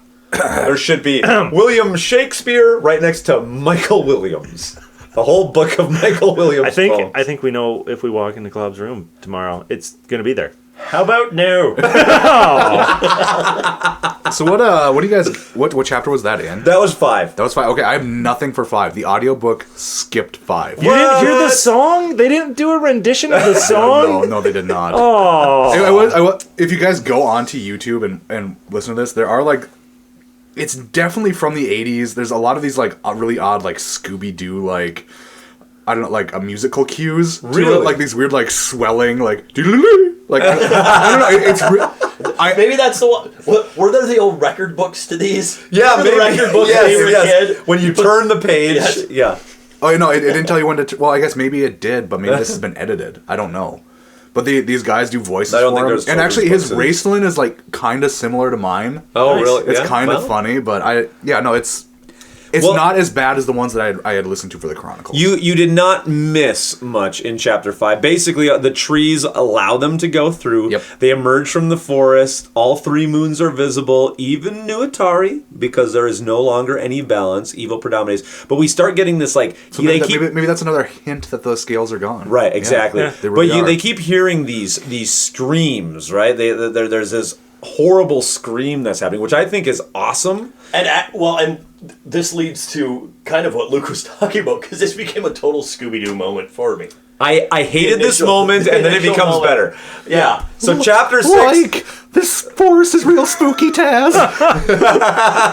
So Klab, Riesling. so Klab, as we go into chapter 6, what is the scream? Well, they're hearing screams and they're all freaked out, and then they walk up and it's the gate. The main gate, the one side is off and it's like blowing in the wind, going. Why could somebody put some grease on that? Jinkies, I gotta get out of here. Hey, My glasses. I can't see without my glasses. Every episode. God. hey, let's split up, gang. Get rid of Velma. No, you know to get rid of Velma. Velma and Shaggy were banging. You know they were. Oh yeah. Yeah. You could hide blunts in her weird sweater. Look at that skirt, and I guarantee you. Just like Fred always split up with Daphne because they went off to have sex. Yeah. Nothing under that skirt. He always went off with both the girls though. He was hanging out Yes, with he did. Hey, what he does Occasionally, he does on his personal time is up to him. You know? You check out that ass- van they're driving around. That ascot wearing weirdo. We don't want to get to this book, I can tell. Okay, so we get to the gate. Keep going on We tangents. get to the gate. We think the screams are the gate. We go past the gate, and we keep hearing more screams. Yeah, so I was initially really ticked off because I remembered reading this. I'm like, I swear somebody was getting tortured. What? It's a gate. Oh, I hate this. But no, there is somebody then eventually getting tortured, right? We end up going up to the top of the tower, and the great Paw Salient. And we get to our stinger. our stinger. Which what a great scene. We have always said they do dark well. Oh, it's fantastic. Just weird. Too. Horrible. They keep describing Parsalian as, well, he's human above the waist. And they say it like 4 times before they describe the fact that he's a block of marble. Which is awful. Yeah, oh my from, God. from the waist down. And I see so many biological things with that, but magic. Yes. But they do say it like 4 times in here. I'm like, well, what's wrong with the rest of his body? Yeah, exactly. Is he just hanging there as the upper half? I was waiting for that. Right. Yeah, I was waiting for him to be like chopped in half, something like that, not marble. Right, and I like that Astinus is there being forced to write down now the end of the world. Well, of course, because he has to observe it firsthand. Exactly. Things have gone to heck. He no longer has his crystal ball. He no longer has cable at the library, so he's got to go out into the world and watch the game live. I think even if he did have cable back at the library, this is the last thing that's going to happen on Kryn. So you want to see it live? Yeah. I mean, I'll buy tickets to it. Let's go. This is an awesome visual. It really sets up. And I some like how he's cool- just sitting there during the torture, writing it down. Yeah. Well, I believe the idea here is it's kind of against his will. I mean, this is what he does, but I mean, this he's been brought here and he's being put down. Well, You're going to chronicle this is going to be the final moments of the world. So he's here for the final moments of the world. Would he help though? Do you think? Oh, he's not allowed to. Yeah, I know he's not allowed, but well, I guess not that he's not allowed. He just wouldn't. Yeah, he just wouldn't do it. Yeah, so no, that's not my job. Yeah, he's that 100%. I'm just going to write down what happens. Okay, but he does a little bit in here just because he gets into this conversation with Raceland. He's ticked about it. He tells Raceland off and tells him exactly what's going to happen to him. Yeah. Which, in a way, you could look at as him trying to talk Raceland out of this, but. But he is a Wahoo. He is one of the Watchers who is just chronicling. I mean, he could not want to stop. He could not want the world to end. No, he doesn't want. But he doesn't want to lose his job. Yeah, he's not going to do anything about it. Well, he's going to lose his job. Because now this is it. But he can't do anything. He can't do anything to affect the timeline. I agree. What does he do though? Does he closes the book and just goes into his Odin sleep or whatever? Like, what does he? Yeah, are we gonna get Have you seen the end of Infinity War? Yeah. Is there just does he put the book down and then it's Astinus the after years? Right. What do we get? Which for me sometimes sets up the problem of having truly neutral characters. Is in the end they become just frustrating. Mm-hmm. You know, like you're just gonna write it all down and just let the whole world just fall to evil. What is Raceland even a hope anymore? Like, we've gotten one thing that does confuse me sometimes is why is Raceland now continuing with what he's doing? Because we know Raceland wanted to take down the gods, but even when he talked to Chrysania, I don't believe that he was lying a lot of times when he was talking about the downtrodden and like how he kind of felt. But that's why he needs to erase the entire board. Yeah. So you think he believes he can go back and restart everything? He does talk about creating. Yeah, that's true. He talks about Stinger. Yeah. He talks about the fact that I will create and I will make better people. Right, true. And people will be better to each other because I will create them and they will be wonderful and they will worship me. And that was where Astinus talks to him about evil doesn't create, evil only destroys. Yeah. That's why you need the balance, is you need something. You're never going to have something to create because only good creates. Yeah. Without the balance, you don't have anything to destroy. That's why you're going to be in the void forever. Right. It's true. Raceland kind of is pulling a Noah's Ark here. Where definitely. He just wipes everything out. So did he just once again steal from his religion constantly? Yeah. Well, no, I think he's stealing from his religion in another way. In that the idea of that Satan's sin against God is that he wanted to be like God. And that maybe Satan wants to do the same thing. Is that Satan wants to pull down everything God created, destroy it all. Yeah. And rebuild everything in his image. And that, so say again, I would go with Raceland is Satan. Okay. And there's mentions in here of, within our Stinger and within other places, about the gods being that absentee father. Mm-hmm. And the absentee gods. They will worship me because I will be more involved with them. I will be more involved in their life. And that is the definite, whether you're talking Milton, Paradise Lost, you're talking Christian theology, that is the definite, Satan to God references. I will make more people, but I will take care of them. You're just ignoring everybody, and you give them this damn free will. Yeah. Yes. Well, why would you do that? Yeah. Which works for me right now.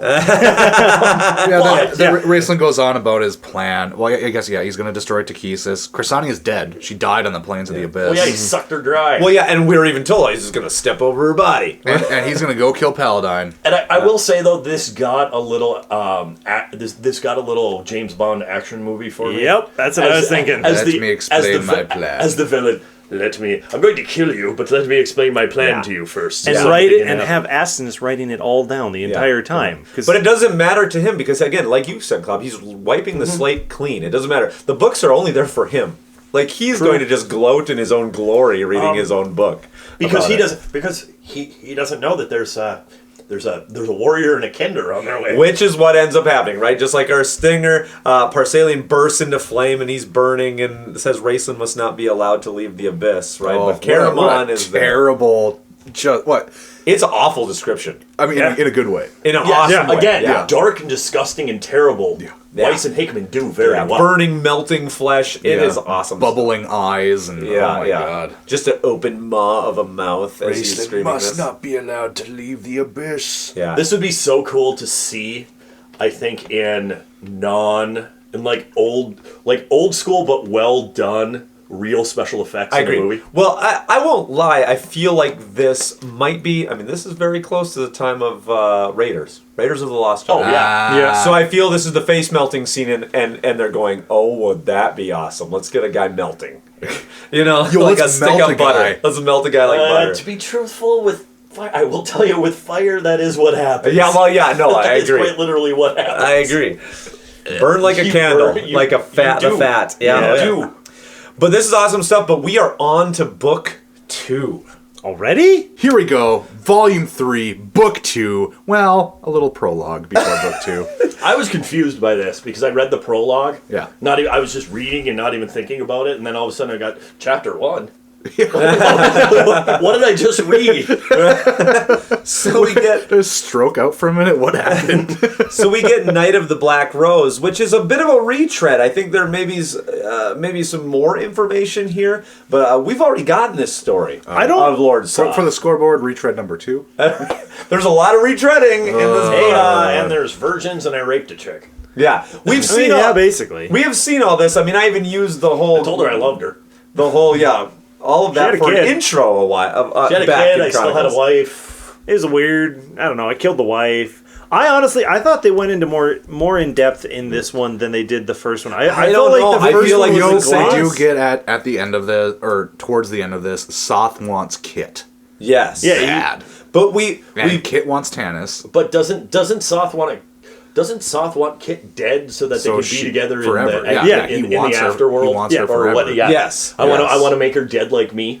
Yes. So that we That was can- a great show, by the way. I love that show. I was going to say, it was on a TV show. I could never get into that. Really? show. I don't know. Maybe I like that one. Just But- like the Drew Barrymore one, I couldn't get into either. Oh, okay. There's a Drew Barrymore like takeoff of Dead Like Me, where it was like a series for a while, and she's dead and has to eat brains. I thought, isn't that iZombie? Isn't that a thing on Netflix? There's another one. That's another one. There was Oh one my Pushing God. Daisies as well. Pushing Daisies was good. Yeah, that one I remember being good too. Talk about TV tropes you didn't know were being like overused. The dead chick trope. We really just went on a nice tangent there. Hey, we're here to answer the hard hitting questions. Yeah, exactly. But I think you're right, Bob. Is it has been established here. I don't think we needed to go into Soth's psyche. No. I think we just needed. We understand. He Right. wants Kitiara. He wants to figure out a way that he can have Kitiara because he can't really have her now because ghost sex isn't a thing in Dragonlance yet. I'm gonna start establishing. Ghost boot seeds. Thank you. I'm gonna start establishing the case for that. Weiss and Hickman got to this book, wrote it out, and it was 100 pages long. And they're like, I don't know what we should do. And so they're like, you know what? All that stuff with Caramon and Taz in the beginning, let's have them walk around a little bit more.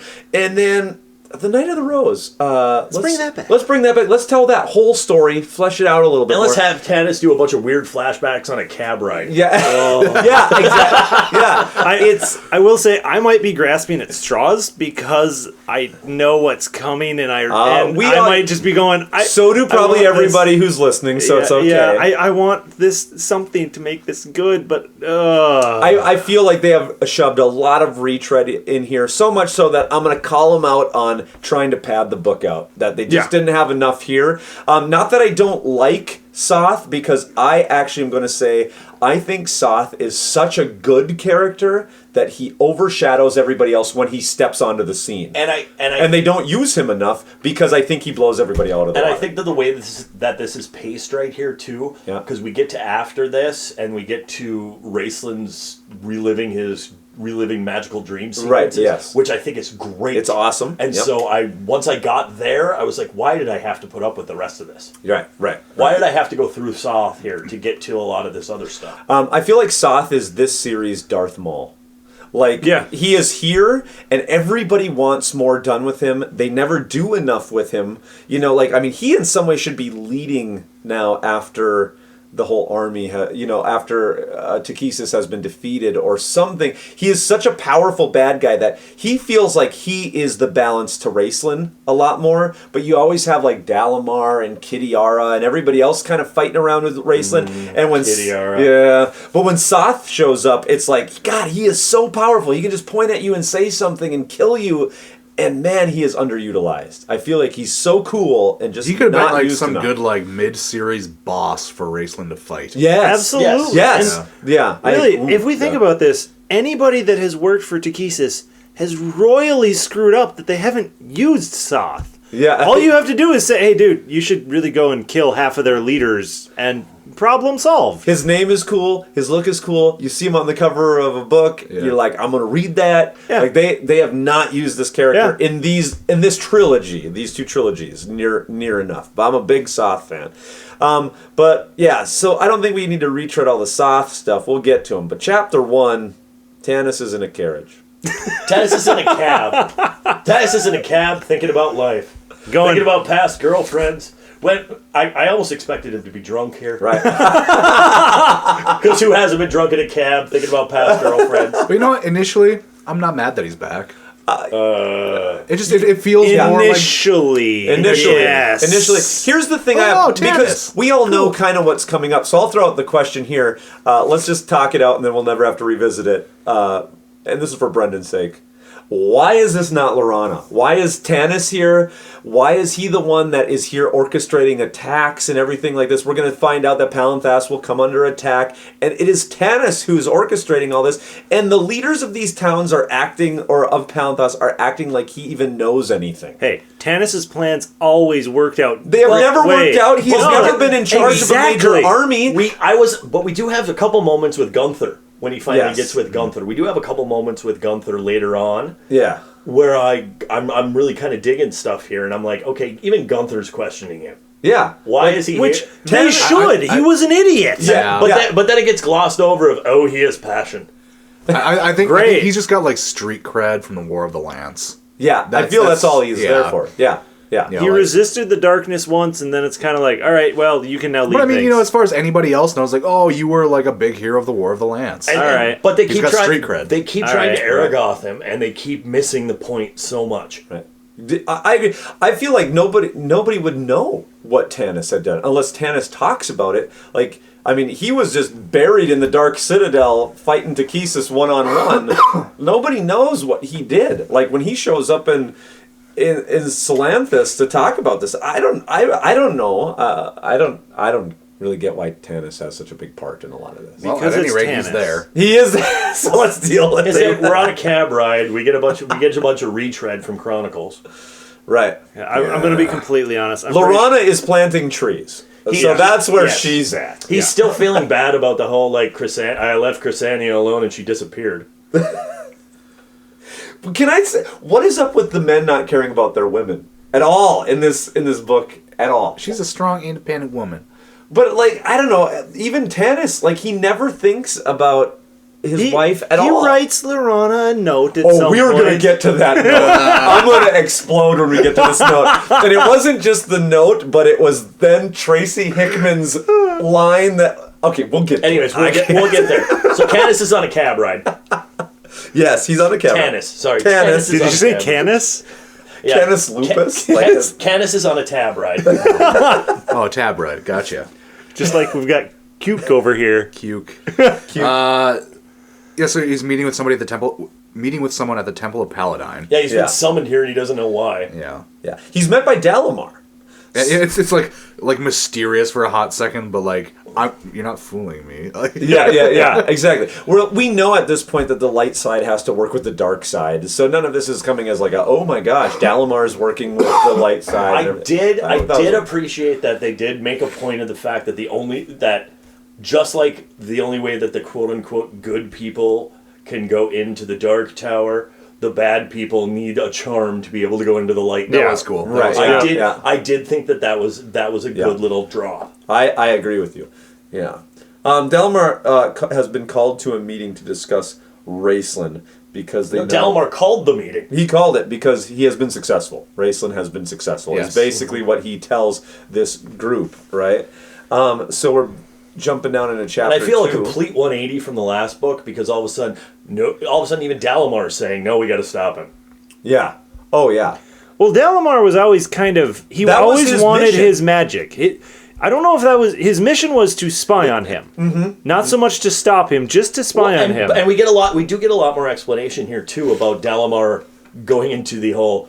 Well, yeah, I was spying on him, and, this could be a good if I get rid of Raceland, this could be a good opportunity for me to be the head of the Black Mages. Yeah. It's just the standard dark side rise to power. You kill your master. You kill the master and rise to power. I agree. That's it. That's all this is, which I really like. I do like this. Where did that come from? I think it's Margaret Weiss's favorite series.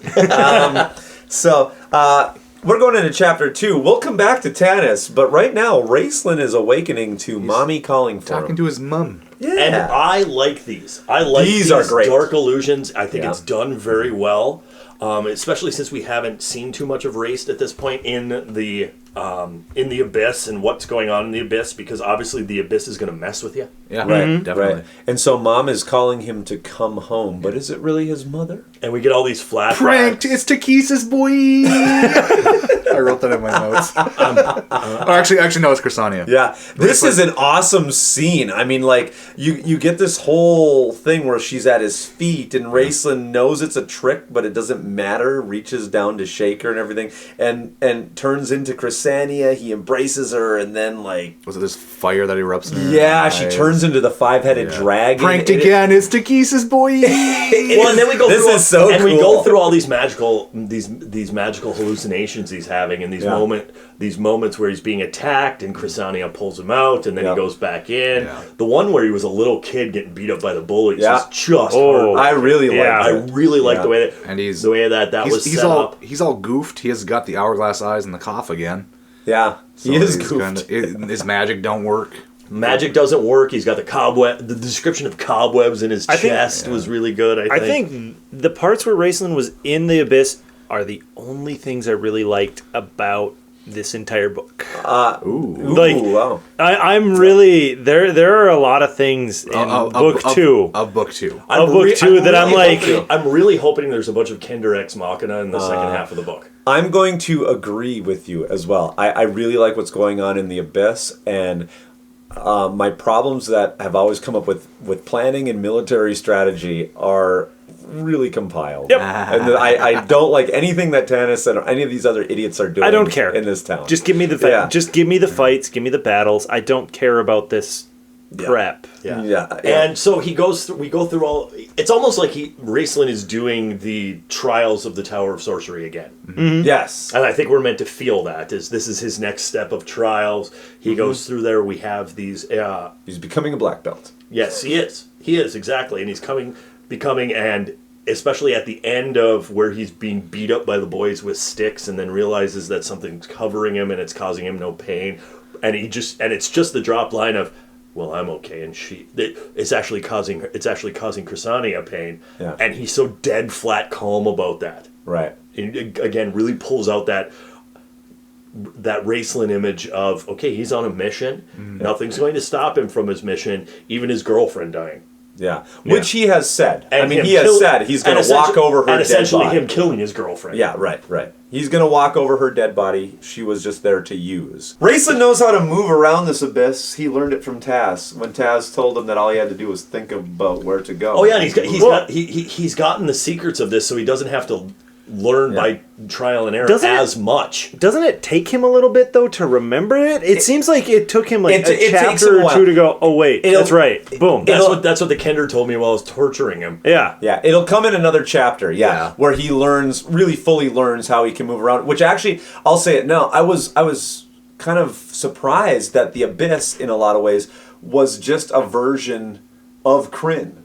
Like everything was in the same spot. The mirror world from Doctor Strange. Yeah, it was really... I didn't ever see it like that. When Tass was first in there, it was just kind of this flat plane where things would appear out of. And then as Raceland is moving through it, it is just Kryn, but on a different plane. Well, here's the question for you then.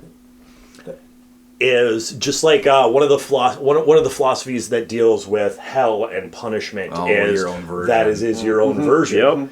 Yep. is the Abyss your own version of what the Abyss should be? I think that it Therefore, is. it would be the worst thing in the world for Taz is this barren landscape with nothing to do, Yes. whereas the worst version for Raceland is to have to relive all of this crap and go through all this crap on this place and these people that he hates. Right, and Hickman said in his own annotations that that's what he thought of for Taz. That he was in a timeout.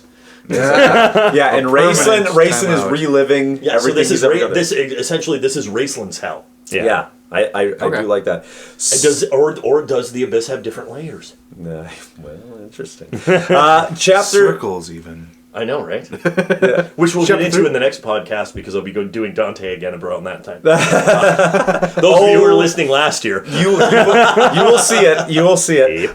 Chapter 3, Dalamar gives a retread of what's gone down. Thanks for recap number 6. Yep. Good in case you missed it, I'm telling you, they are padding this book out. There is no reason. Like, you can say Dalamar gave him a recap. But we literally have to read the entire recap again. There's no reason for this to be here. You don't need this. I just skimmed it. I didn't read. Yeah, it was a lot of page flips. The only thing you get is you get to see what Kitiara's plan is. Yeah. Yes. Yeah. That's it. But again, this comes from what I talked about in our beginning too. Is I've been binge watching tons of Shameless. One of the things they do in Shameless is for the recaps. At the beginning of the week or at the beginning of the episode, they have different characters break the fourth wall and look at you and swear at you about why you missed last week's episode. I'm an alcoholic who's been in a coma for 30 days, and I didn't miss last week's. That's kind of what I started feeling here. Dalamar is turning and looking out at you. Yeah, here's what happened. Here's what happened last week, you idiot who missed that episode. Yeah, right? I love how when Dalamar's talking, though, when he brings up Kitiara, that both Tanis and Dalamar get all queasy and weird. I mean, man, she must be good between the sheets. Because they just can't handle it. They're just Kitiara. And I almost feel too, this kind of broke a little bit of Dalamar's concentration. Yeah. Because Dalamar talks about, even though he has the charm to be in the white place, he still feels ill. And he's concentrating on walking and not throwing up. He's not going to die, but he's hungover. Yeah. And so you're that those times when you're hungover and you're concentrating on doing what you're supposed to be doing, and somebody brings up something, and you're just oh god, yeah, throw up a little. Yeah. Don't say mac and cheese around me again. How much vodka did we drink last night? Oh god, vodka. Exactly. Do I have a method to get free alcohol in your body? How much? Yeah, it is. It's well. How good was she in the sack? She was great in the. Oh god, I forgot to concentrate on not throwing up. Oh god. Oh god. But they talk about how sending Chrysania back played right into Raceland's hands. Dalamar says that he had warned them about all this, and Tanis scoffs that Dalamar could even think of betraying his Shalafi. Well, he does make the reference of Shalafi when they first meet. Which I'm like, Tanis is a meathead. Like what you're saying is, why wouldn't you think? That's seems to be a saying around Kryn is evil feeds on itself. Every character in this book is evil feeds on itself. Why is dumb old Tanis sitting around going, you'd betray your Shalafi? Because that wouldn't be good. Yeah, because you're a dark mage, idiot! That's why he's betraying him. Oh, that's what the dark robes mean. But I just thought it was purple. I didn't know it was black. I just assumed it was purple. I'm going back to calling him Tanass. From the rest, Tanass is coming back out. So if you like Tanis, sorry. Yeah, I'm not making friends with people who like Tanis. Yeah, so he was a father figure while my father was away. We have this conversation between them. We have this conversation with Esteban. Elliston. People love you, but they hate the way you pronounce every word. I was so bored. Why can't he get these names right? I was so bored at this point. Yeah, no. I'm great, the old priest is dying. Yeah, and we knew that. Yeah, we knew that. Chrysania told us. Volume Volume 1 of this trilogy, we knew that. And I'm gonna pick up again while this story is going on. And they're talking about how Raceland is in the abyss and he's gonna do all this stuff. Stupid Tanass stands up and he's like, "Well, I'm going after him. He's in the abyss." You idiot! Why? Like, Tanis, I didn't even think of that. yeah, well, where are you going? Where are you going to go, Tanis? I'm going after him. I'm taking him down. He just stands up, runs to the door, like, dude. No, he's in another plane, Tanis. Come sit back down at the table. But I have this card that will bring me to the other plane. God. So they tell Tanis that Raceland will draw Takesis into the realm and that Kitiara wants to attack Palanthas and be waiting when he does so she can offer her army to him and thus they can take over the world that way, is what they're thinking is going to happen, right? Right. Yeah. Bud and Kelly Bundy are going to take over the world. That's awesome. So Dalamar's all butthurt because he was the one who was supposed to help him kill Raceland. Oh, man. But I wanted to get the girl. It was supposed to be me. And I'm projecting my love for Raceland onto his sister. Oh, God. That's what I think's going on. Oh, and by the way, did I ever show you guys these oozing pus finger marks on my chest? Look at this. Yeah. Look at what I got. Just Here they are again. whipping him out whenever he gets a chance. Look at the pain I have. Look. There's times, though, I think that he's in a mirror, a dark mirror in the tower, and he does the thing from Silence of the Lambs, where he just tucks her in, and he opens up his shirt, looks at the handprint of Race, and is like, if I were Raceland... Would you... I'd me. Would you burn me? I'd burn me.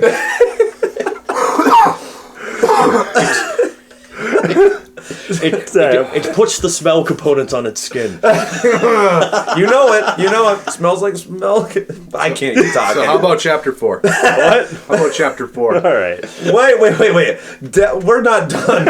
Oh, I was done. We're still not done. I was done. We need to keep going to Dalamar is Psyche. continuing to say that, says even Soth wants Kitiara dead, and then Tanis comes up and for some reason is surprised by this too, right? I don't know. She has betrayed every single man in her life, and now they're aligned against her. If there's one thing I like about this, But I don't think it's... Kitiara is going to reap what she has sown. She has betrayed everybody. Tanis, Dalamar, Soth, and all of these guys are now going to come back to haunt. And it's not just guys. Oh no. Kitiara has betrayed everybody to gain higher power. Yes. And to the point here where she's even going to be betraying Takesis. Right.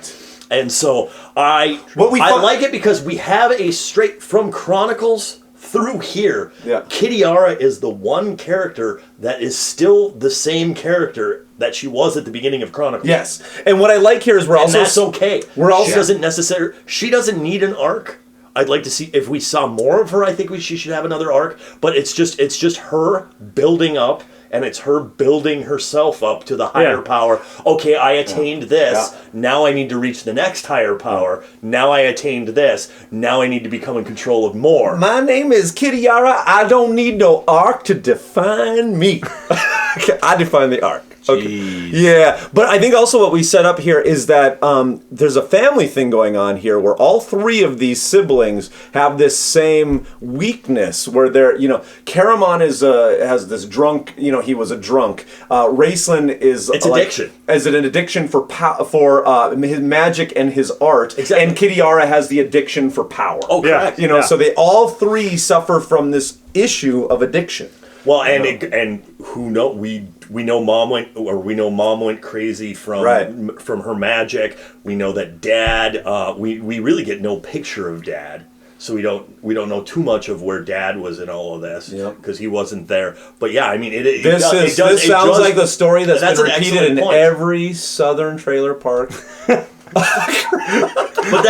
Bob, I think that is an excellent point when you look at genetic addiction. No, I agree. Chapter 4. Do you need another beer? Chapter 4. We open. I'm still waiting for the comment from some listener going, okay, so I listened to in about an hour and 15 minutes. I have to turn my podcast down. You get louder. The pronunciations of the names get worse. Don't worry, I level out the audio. Everything's fine. maybe between the music that comes in and us, it's a little different. Yeah, it was okay. But this is the vision now in chapter 4 that you're talking about Rayson getting bullied as a kid, which I think is great. The first part of this was skipped on the audiobook. Really? I thought it was kind of weird. The end is awesome. It's a good part. Yeah. No. Yeah. He's gonna play a game. Like Chrysania comes upon the scene of Rayson being attacked, but I love this because she sees the children that are attacking him as like long-nailed demons and things, and she covers Rayson with her own body. Which again, you see this like sacrifice that Chrysania is still willing to do for Rayson, which I always get confused sometimes as to where we're exactly at in timelines and what Chrysania knows. We're in the abyss. We're in the abyss, so there is no timelines in the abyss. So at this point, doesn't Chrysania kind of know that Rayson's betrayed her? Why is she still... Not yet. This is not the full betrayal. She knows that something's off, but there's not like... Because she's sacrificing her life. They're all still pretty lovey-dovey on each other. Well, remember the abyss. Rayson and Chrysania in the abyss has been going on at least as far... Well, it's either been going on for a very short time or a very long time. They keep making reference to that on... They don't know if they've been here for centuries or for 2 days. Right. Yeah. Right. And so I think there's a lot of that goes on. And you're in the abyss, so Weiss and Hickman are allowed to play with that timeline, I think. Right. And what I like here is that Takesis is torturing Raceland. I mean, Raceland has got on this crazy train since he was a kid. He's just going after rails, and he's gone Nuts. And she's torturing him with what hurts him the most, which is his lost innocence. She's flashing back to his childhood when he was still innocent and wanted to change everything. And I think that's what hurts him the most. And I like that. They're doing a good job of making me sympathetic to Raceland once again. You know, whereas at the end of the last book, I'm like, God, he is Adolf Hitler. You need to put this guy down. You know? If they just wanted to make fun of my painting. Then I would have killed them. And he was a good painter. But anyway. Oh, Mein Kampf. Such a struggle. I was raised in good family. They gave me paints. I painted and everything. But let me tell you about how hard it was. Let me tell you about the Jews. I had this hair. Everything was about the hair all the time. They say, "What are you? Some sort of black hair? You know, like the Q-tip?" They say I look like a little German boy. We broke Klab. This is why I grow a tiny mustache. So I don't look like a Q-tip. You don't just and Hitler. Let's talk about his pants. Have you seen the pants that he is wearing? You need to look up him doing his speech when he finally gains control. He was a vegetarian. How come you never hear about that in the whole film? You have a line of great vegetarians up on the wall. Adolf Hitler's hanging there. I got the great vegetarians, the not so great vegetarians. We're everywhere. I think they should start advertising that. Gluten-free foods sold here. A triumph of the will. Bob. Oh, sorry. Can I not reference that movie? Are bratwurst gluten-free? Depends. So, do you want to go to chapter 5 right now? Or yes, please. Please, for the love of all that's holy. Or do you want to stay here with me? Come with me to Antarctic base. I will show you the real. We are building super weapons. So for the love of God, let's do chapter 5. So what? Like, I guess Soth and Kid are snooping around Dalamar's room. What the heck? What the heck is going on? They're sniffing around Dalamar's room. Is what's going on. Ooh, what does he find? I can't. Well, this is good podcasting. Can we not make me getting up and slamming the door a thing? There's no door in this new studio. Right? We gotta go all the way up the stairs. Okay, so I'm gonna break this up by saying we got a great annotation that I have a note to read about in my notes, so it must be good. So let's find out what it is. Chapter 5. It's about the kind of genesis of Lord Soth. So behind the scenes, Lord Soth and his Banshee followers sprang to life one day in my cubicle at TSR. I was designing a battle using Douglas Niles' excellent AD&D miniatures rules, then known as battle system. It was to be an important supplement part of the Dragonlance D&D module, Dragons of War, written by Laura Curtis and myself. In the middle of designing component units for the siege of the High Claris Tower, Lord Soth suddenly appeared on my imagined battlefield with his chariots of banshees behind him. In that rush of a moment, I knew his entire history, why he had fallen into his undead state, and what the banshees had to do with the tragic tale. I was so excited that I immediately ran over to old Marge's cubicle to tell her all about him. Does it say old Marge? Nope. That's what He instantly shoved his way into our text, and we have been trying to keep him at bay ever since. Which I think Tracy is actually pretty good when he says that, because this is true. This is exactly what I feel too, is that Lord Soth keeps trying to shove his way into this book because he is kind of better than a lot of the characters in this book. Chariots of Banshees remind me of college. I'm pretty sure those are Grenadier miniatures, metal miniatures. Yes. I've seen them around. Chariots of Banshees, Ford Taurus is full of college girls. You know, it's I want to see half a dozen of one. You said you wanted to see a series about Young Club. I want to see There's Chariots of Banshees. I want to see a picture of old Tracy Hickman in circa 1985 sitting in his little cubicle playing with miniatures, and then all of a sudden him putting like a little army guy on a chariot, and then Chariots of Fire will start playing. Dun, dun, dun, dun, dun, dun, dun, dun, dun, dun. But it's Chariots of Banshees, so it goes Lord Soth.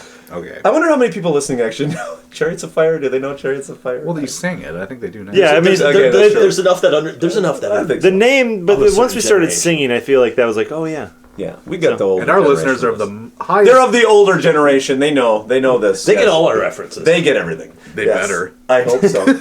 But I love this. Kitty Yara is just prowling around her cougar sex cave in a see-through nightie. Yes, she is. Oh, I love this scene. This is like they are back to Chronicles level like sexiness. Like they did that whole thing with Silvara where she was like naked and bathing, and even the image of her like, I'm like this is really the art of that, really titillating stuff. They never have gone that hardcore again. This is getting around to that PG-13 sneaking down the pants R stuff going on. Well, and I'm reading this and I'm looking at this as she's prowling around in her lace.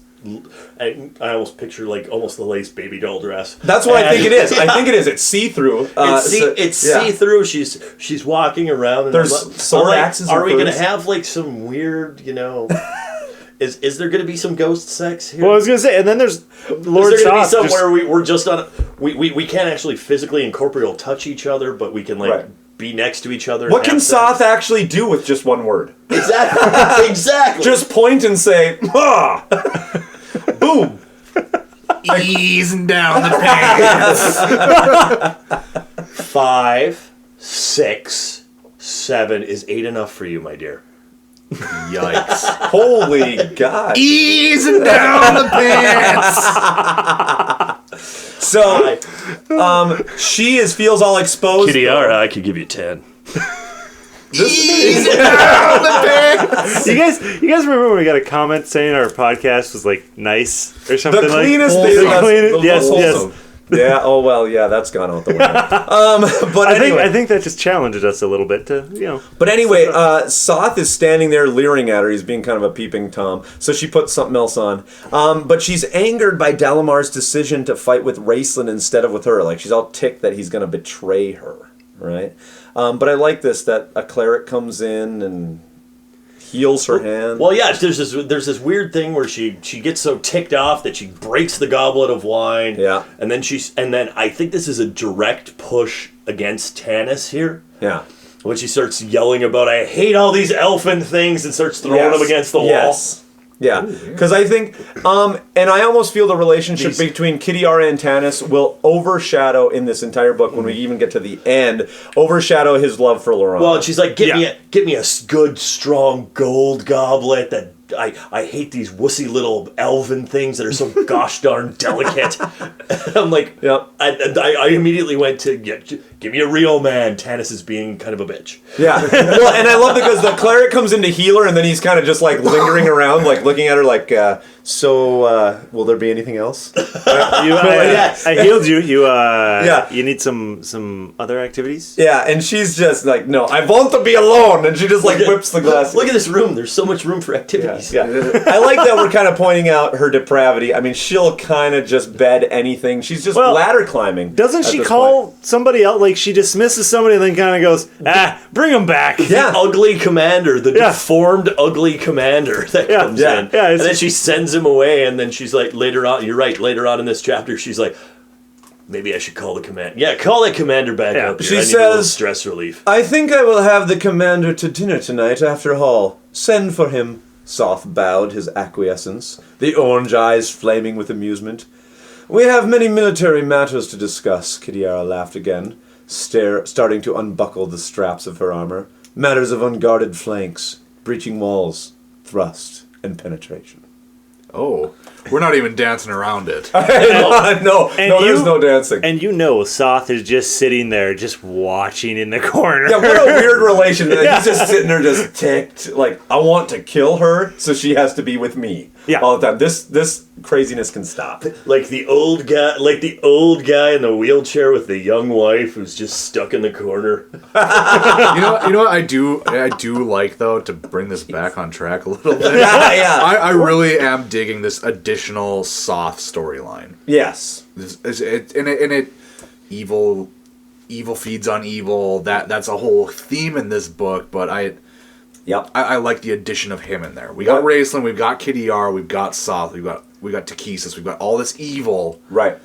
If I could have gone back in time, if I had a Kender with a time device, and I could go back in time and talk to old Marge and Tracy, that's why I said, hey, you got to pad this book out. Pad it out on the side of Soth and Kidiara and what they are doing on their end. Always more Kidiara. Always more Kidiara. No, you always want more Kid. Less Tanis. We don't want to see any of that stuff. Let's find out what the baddies are doing. This stuff is really good. I don't know why they keep trying to, like, even Tracy says, we've been trying to keep Soth out of our books ever since, and he says that in a laughing way. But I get, that's what he's doing from a writer's standpoint. He's like, he's a really powerful character. He always wants to jump into this book, and we're trying to keep him at bay. Don't. Let him come in. This is the climax of your final book, which, by the way, should not be called Test of Twins. This should be called War of Twins. Yep. War of Twins is a way cooler title than Test. True. And technically, I think the twins were tested. Their relationship is tested more in the last book than in this book.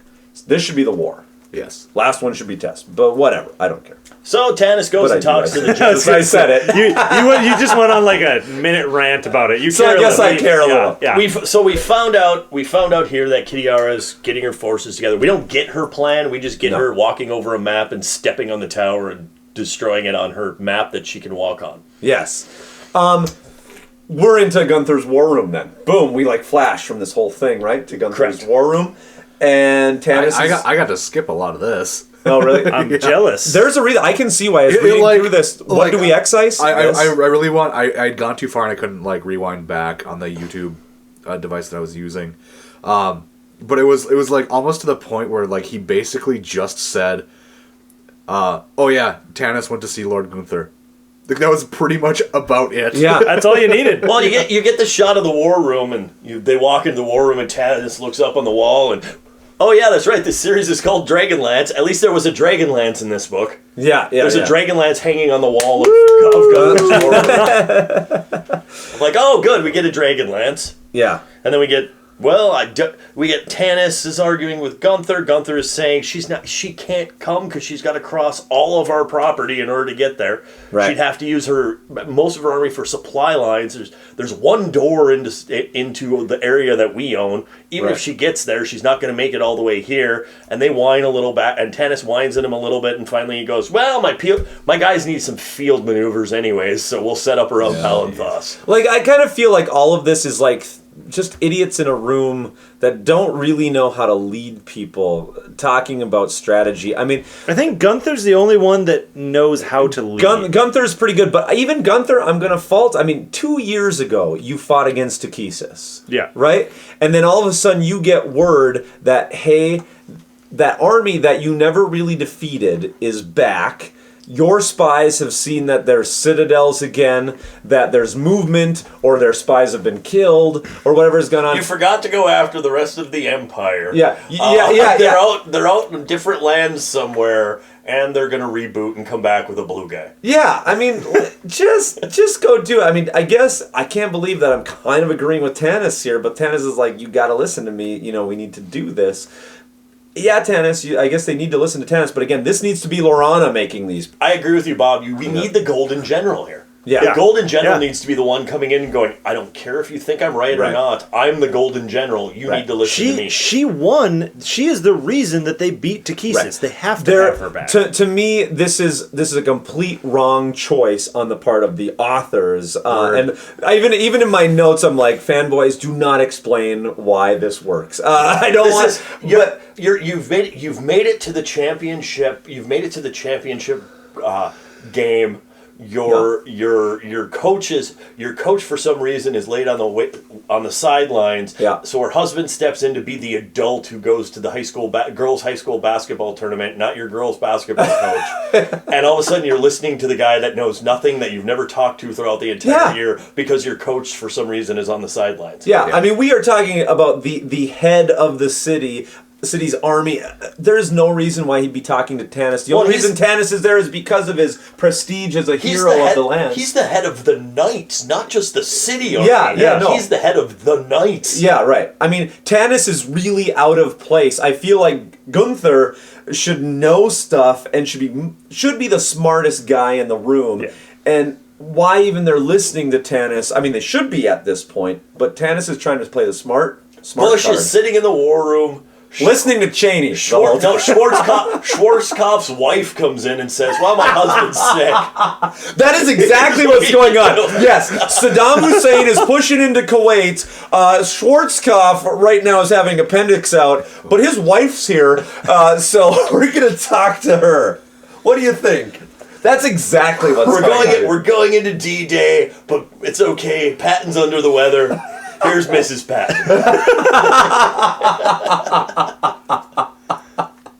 Well, actually, no, that's Patton's voice. Yeah, that's true.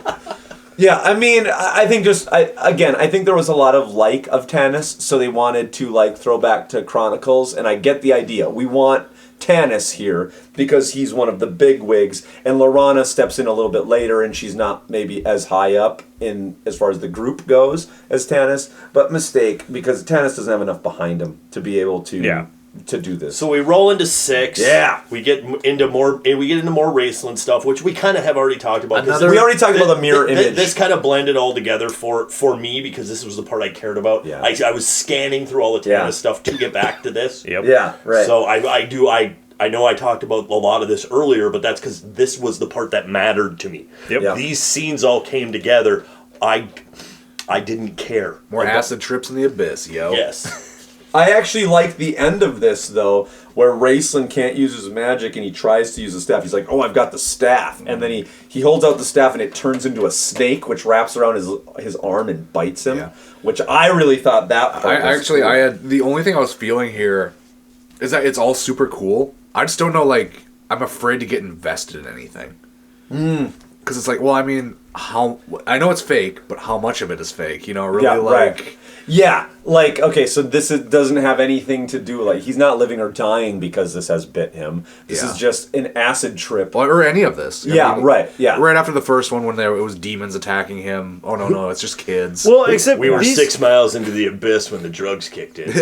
These acid trips are hurting people, though. It is actually hurting Chrysania. Yes. Even the poison, she has to heal herself, or that's something that completely drains her. Because it's not just a figment of their imagination. It is that I'm just waiting for it to pull out and it all just be Chrysania. What do the annotations say, Bob? Yeah, well, there's no annotations.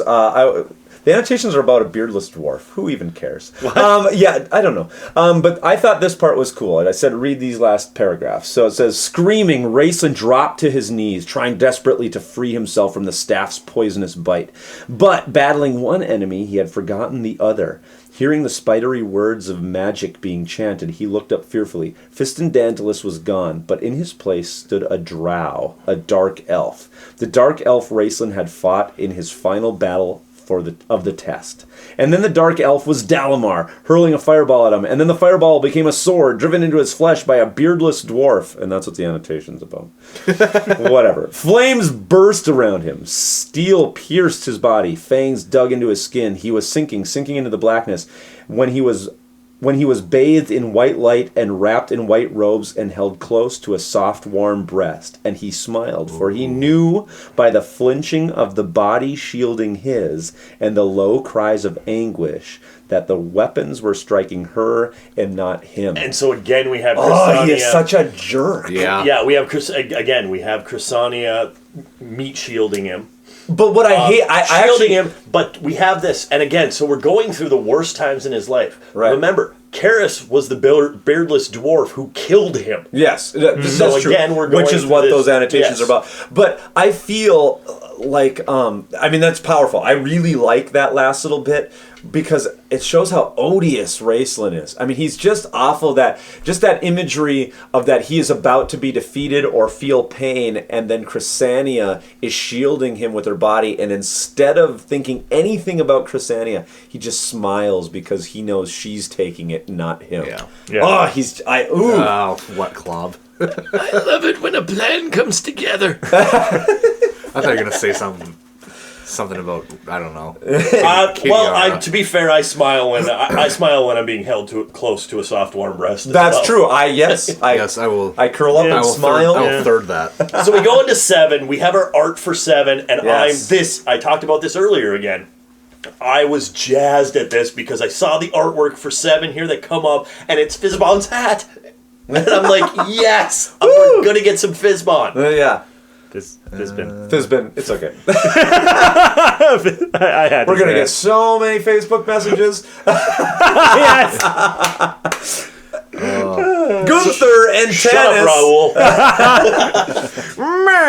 Raoul. Gunther and Tanis are gonna go plan defense with Amothus. This is gonna go well. I can tell already. Of course, Amothus doesn't believe there is a threat and that the city is safe. Not even the last dragon army got past the High Claris Tower. But they're interrupted by Charles. Who? Chuck.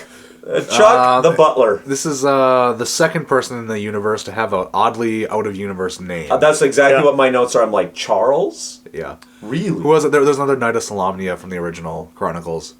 Derek. Yeah. Derek and Charles. There's two guys with normal names. Duncan. Duncan. Yeah. Duncan's getting closer, but we talked about how he felt like Michael. I liked your whole aristocracy Michael. thing. I forgot about Michael. But Charles, like the fact that he's a butler and his name is Charles is just stupid. Like I love his character. I like when he comes in, what he does. He adds levity and all that kind of stuff. But man, Charles, I don't know. I feel like you have to say it with an accent. I feel like Charles didn't even need to be named. I agree. Yeah. I agree. Acolyte number 4 or whatever. I feel like there's no annotation to this, but I feel like it could read something like Tracy being like, when I was a kid, I really liked the writings of Charles Schultz. The Peanuts characters always resonated with me. Or my sister just had a kid. Let's find a way to slide this name in just to give somebody Instead a little of Charles, Easter could they egg. go like Cherrick or something to like make it some sort of weird. It's actually pronounced Charles. But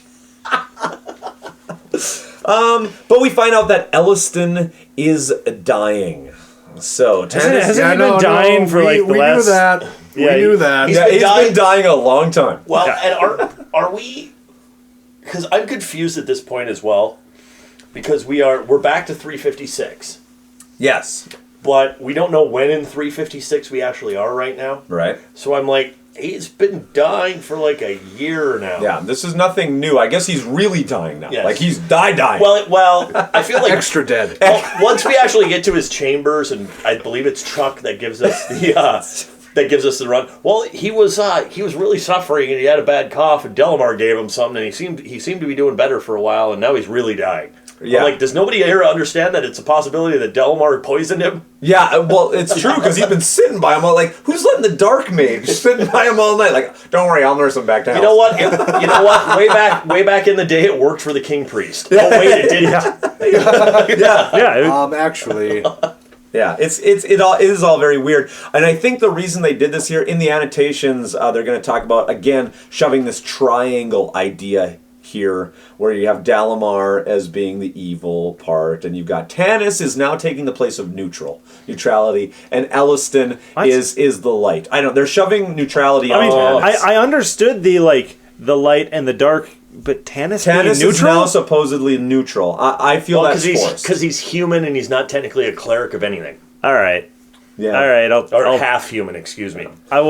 I'll take it, sure. All right, so Dalamar's been sitting there. Elliston's dying. Elliston passes his dying scroll off to Tanis. If you ever see Chrysania again, give her this. Tell her she's leading the church. Like, she's handing off the church to Chrysania. I hope she comes back from the abyss, buddy. Yeah, did he have like a backup plan secretly? Like, hey, give this to Chrysania, and then to his us, the audience, have been to 358, and we know she's dead. Yeah, it's one of those. He better have had like just kind of a secretary off the side, doing like. Tell her she's leading the church, and I really put all my eggs in that basket. So you're Pope Justinian II. You're laying on your deathbed, and you're like, oh, by the way, Pope Pius III is locked in the abyss with Satan right now. He can lead the church if he ever comes back. I'm out, guys. But did you see what this commission was written on? What? Pure white parchment. Okay. What color is the smoke when you pick a new pope? Oh, it turns white. Cracked up. I mean... That was the first thing. Like, I'm like, pure white parchment, and then it talks about Chrysania's the next church, the next leader of the church. She's the next pope. I'm like, everybody is suffering from Tanis's problem here. Like, they're in the abyss. I'm gonna go get them. I got this. Like, you've got Gunther and Amothus who don't even believe that this is true. Like, yeah, they're in the abyss. Nope. Like, nobody's even believing this stuff. Nobody's gone to the abyss. I so don't care about Elliston dying here. Yeah. I'm like, okay, he's old, he's dying, he's gonna pass. Maybe this is a little foreshadowing. Yeah. That somehow maybe she'll come back from the abyss later on in the book. But I'm like, we're halfway through the chapter. You started the chapter with the hat. Where is he? Where is this? I even have like all of this should be touching. Oh yeah, to me. Remember your wife? It's just not. And we're gonna name drop here for a while. We'll tell it. While Elliston is dying, give your love to Lorana. And hey, there she is. Tanis is gonna cry. Wait, I've been waiting for it. It's okay. It's a manly cry. It's a manly cry, and it does talk about how he wasn't ashamed of it because his half elf portion feels more than his human portion does, and it's okay in elf. Just let him cry. Who cares? Somebody dies. Yeah, but I never felt he was really that close. Somebody's dying. That's sad. Yeah. But if you're half elf and you feel it even more. Shut up. What I feel is weird. Like, actually, I won't lie. This is weird. I know I've been ripping on Tanis, but I have the Meetings Sextet book that's about Tanis and Flint. I actually want to read it because it's by a different author. Who's meeting for what? Tanis and Flint. Okay. It's their story. I want to read that book because I want to see what Tanis is like in the hands of another author. Like, I get... he's still just a big old crybaby. because it's just Flint walking around going...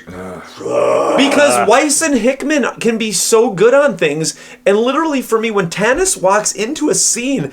He just brings the stupid all the time, and I'm like, it's like the authors, just like how they're like, Soth is cool, we got to keep him out. He walks in, it's like he literally makes them worse writers. I've never seen anything like it, where a character walks on the page and everybody, the writing even goes out the window. I just don't get it. Tanis is quite the black hole for me, and I hate it because I wanted so much at the beginning of all this to love Tanis. Well, and Tanis, we even talked about it, Klab. Tanis should have been our guy. Yeah, and we talked about it, and I'm just looking at part of Elliston's last speech here, too, and, my friend, you have walked in darkness. None know that better than I. We came near to losing you, Tanis, but you endured the night and faced the daylight, strengthened by the knowledge. Where? Yeah, he cried the whole way through that. I remember all that. Where was he enduring the night? Freaking when, dude? It's true, but thank God, Fizbin finally shows up. And Fizbin shows up in true Fizbin fashion. Yes. No, let me in. Let me in. You can't. No, you. Who are you? The acolyte bouncer here, who's like, "You're not on the list." Yeah, no, I'm sure I'm on the list. Well, what's your name? Don't give me that little crap about names. Just let me in. And so we do get a moment here, and this is where I can appreciate Tanis for a moment. Yeah. Because Tanis has just come from this, and he's all emotional. He walks outside, and he sees him there, and you do get that moment of, oh, he's here. Yeah. Yeah. And I love Fizbin is so good when he comes in. And really, can we ask? I like the writing here. I like this setup here. I wanted more. Yeah. He's stumbling down the hallway. He's dropped. It may have gotten a little much at the point where he's dropping everything 3 times. Yes. He could have just dropped it twice. Yeah. But we get here. But if you think about the idea behind this, right. You have such belief as Elliston has, and you are the high cleric, you are, everything, and your god personally comes to walk you off. Right. Yeah. I do like it. That is a powerful moment. I agree. There was a very interesting annotation. Most of these annotations have not been great in this one.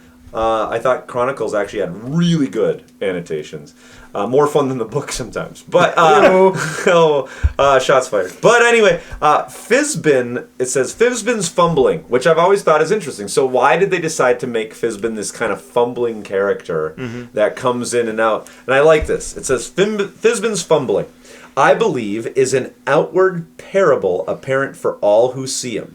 An unconscious reflection of the fact that while he is their shepherd/guardian, he will not solve their problems for them.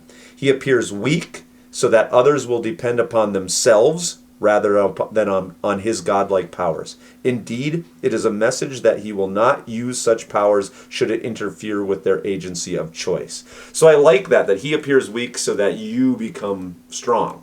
Like you're not reliant on him. I like that. I like that a lot. Yeah. I like that a lot. And just to add on to that too, I always kind of feel that it's Paladine taking the old car that he doesn't drive around a lot for a spin. So every now and then he forgets how the radio button works. And we're talking his body, taking the old body for a spin. We're talking his new body, and it's like, things get jumbled in his head a little bit because he's a god stuffed into this other body that he's not used to, and so that's partly why I think that's partly why he stumbles a little bit every now and then. But I do like that aspect, Bob, that you just said from the annotation, where it's I'm your god. Yeah. But you still have to make the choices. Right, yeah. Like, I'm going to fumble around. I'm going to maybe kind of help you out. But in the end, sometimes I'll even screw things up so that you have to rely on yourself to do things. I will show you the door, but it's your responsibility to pick the lock. To pick the lock and walk through it. Yeah. The lock. You gotta pick the lock. Well, Can't make it easy now. We're dealing with Kenders. Yes. They'd be disappointed if they didn't have to pick the lock. Yeah. Oh, man. Well, what a boring door. Yeah. Exactly. So we're at the end of chapter 7 here. I think this is a good place to break it off for next time. Yeah. Elliston's died. We're kind of moving on to... Yeah, Elliston has died. We're hoping that Chrysania comes out of the abyss so she can take her rightful place as Pope. Yeah. Well, good thing we weren't just two years in the future and we already know what happens. But we're 2 years in the past and there's a Kender involved, so all that can change. Yeah, we know nothing's set in stone now. Where's the Kender? It's a good point. We haven't actually seen them for a very long time, have we? The Kender's wandering, and time doesn't matter in the abyss. It doesn't matter to the Kender or Caramon. Well, I'm really excited because some of us know where all this is going. Yes, we do. And this was an energetic episode. Next one's gonna be even better. I'm looking at the time that we've recorded. I'm looking over at our recording station here. I'm looking at the time that we've recorded. Reading this first half of this book, I figured there was no way that we were going to have... I figured we were going to have to do what the beginning of this book did and throw a bunch of filler in, which maybe we did. We kind of did. I mean, yeah. We talked about Scooby-Doo. I think we went on a lot of tangents just as kind of a... We didn't want to talk about I'm the hoping book. that our listeners out there are, as we get more comfortable doing this, and we get more within our own personalities and our podcast personalities and everything, that they're enjoying our... eccentricities? They're enjoying our us. Yeah, I hope so. Eccentricities and how much I'm sick. maybe that's an offshoot. Maybe that's something that stems from our first podcast when we were doing the Chronicles, because you play Raceland. Yeah. So maybe that's something that's just automatic with the person who plays sick. Raceland. You get sick. Whenever we come back to Dragonlance, I just get ill. Your body ill. Paul wants to hit things. Yeah, that's true. It's just a cold. I get whiny and cryy like Terrence. And I get all hyped up like the Kender. Here we are. We're halfway-ish through this book, and I think we're kind of all agreeing here that the second half of the first half was much better than the first half of the first half. What? Do you like that? Now, well, yes, and yes. But I think that we're all in agreement is we do want to see where this goes, right? Right. Oh, for sure. We've set up Fizbon is in the equation. Hopefully, we'll get to figure out more with Caramon and Taz. I would love Tannis to go into the Abyss, and we'd figure out that the Abyss takes him somewhere else. I'm only 2 chapters ahead of you. Don't hold your breath, buddy. But I think we're good to go. What I think we need to do, however, is I think we all need another quick drink. Yeah. And we need one for the cart. I think so. And I think it's time for us to get out of here. Because we need to finish the rest of this book. We need to finish the rest of our thoughts. We need to finish the rest of the evening. And if you look over there, gentlemen, well, except for you, Bob, there are some nice-looking female warriors over there that look like they really need some help getting out of that armor. I think I can help them outflank their issue. And work up to some, maybe talk about some wartime things like flanking and penetration and things like that. Oh man, nobody listens. So hey, ladies, nobody listens. All right, ladies, come on over. Thank you for joining us for episode 23. I'm gonna see if we can get Can I get a lid for this mug? Hey, hit us up on Facebook, Twitter. Come talk to us. Come yell at us. Do what you need to do. Hey, all right, beautiful. Bob, all right, you knocked this over is the Luke. salt shaker. This is I'm sorry. Paul. I didn't. Oh, come on. It's falling all over the You place. hand me the salt shaker. Bob's married, so you can both come over here. Thank you for listening to this episode of Dungeons & Dweebs. There's even more adventuring to be had at our website, dungeonsanddweebs.com. We would love to hear from you. You can email us at dungeonsanddweebspodcast@gmail.com. You can also find Dungeons & Dweebs on Facebook, Twitter, and YouTube. Find all those links at dungeonsanddweebs.com. If you enjoyed the podcast, please help spread the word by leaving us a 5-star review on iTunes. The music for Dungeons & Dweebs is Fatal Fight by Royalty Free Kings and can be found at their website, royaltyfreekings.com. Dungeons & Dweebs is a Tim Gilbert media production, copyright 2017, all rights reserved, and no part of the show can be reproduced, repurposed, or redistributed without the written permission of Tim Gilbert Media.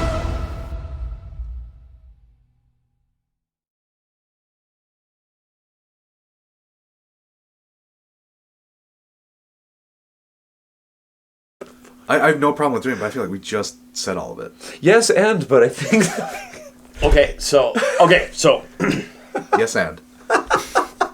You don't just and. Can you? That is the most awkward way to come in on something. Yes, who yes ands anything? I think it's more the idea of. How do you come in off something with a yes and though? And then you just no end to that. You don't deny it. You just kind of accept whatever they say. You don't actually have to say yes. I still think yes ends are stupid. Yes. So. Shut up. Look, you've had one beer. Shut up. I need to go home. Okay. You guys got any Splenda? It's like drinking suds. In the bucket. I didn't record just in time for that. Well, we know it's going to be on the end. Just at the very end. It's like drinking suds. Y'all got Splenda? Okay. I will cut you.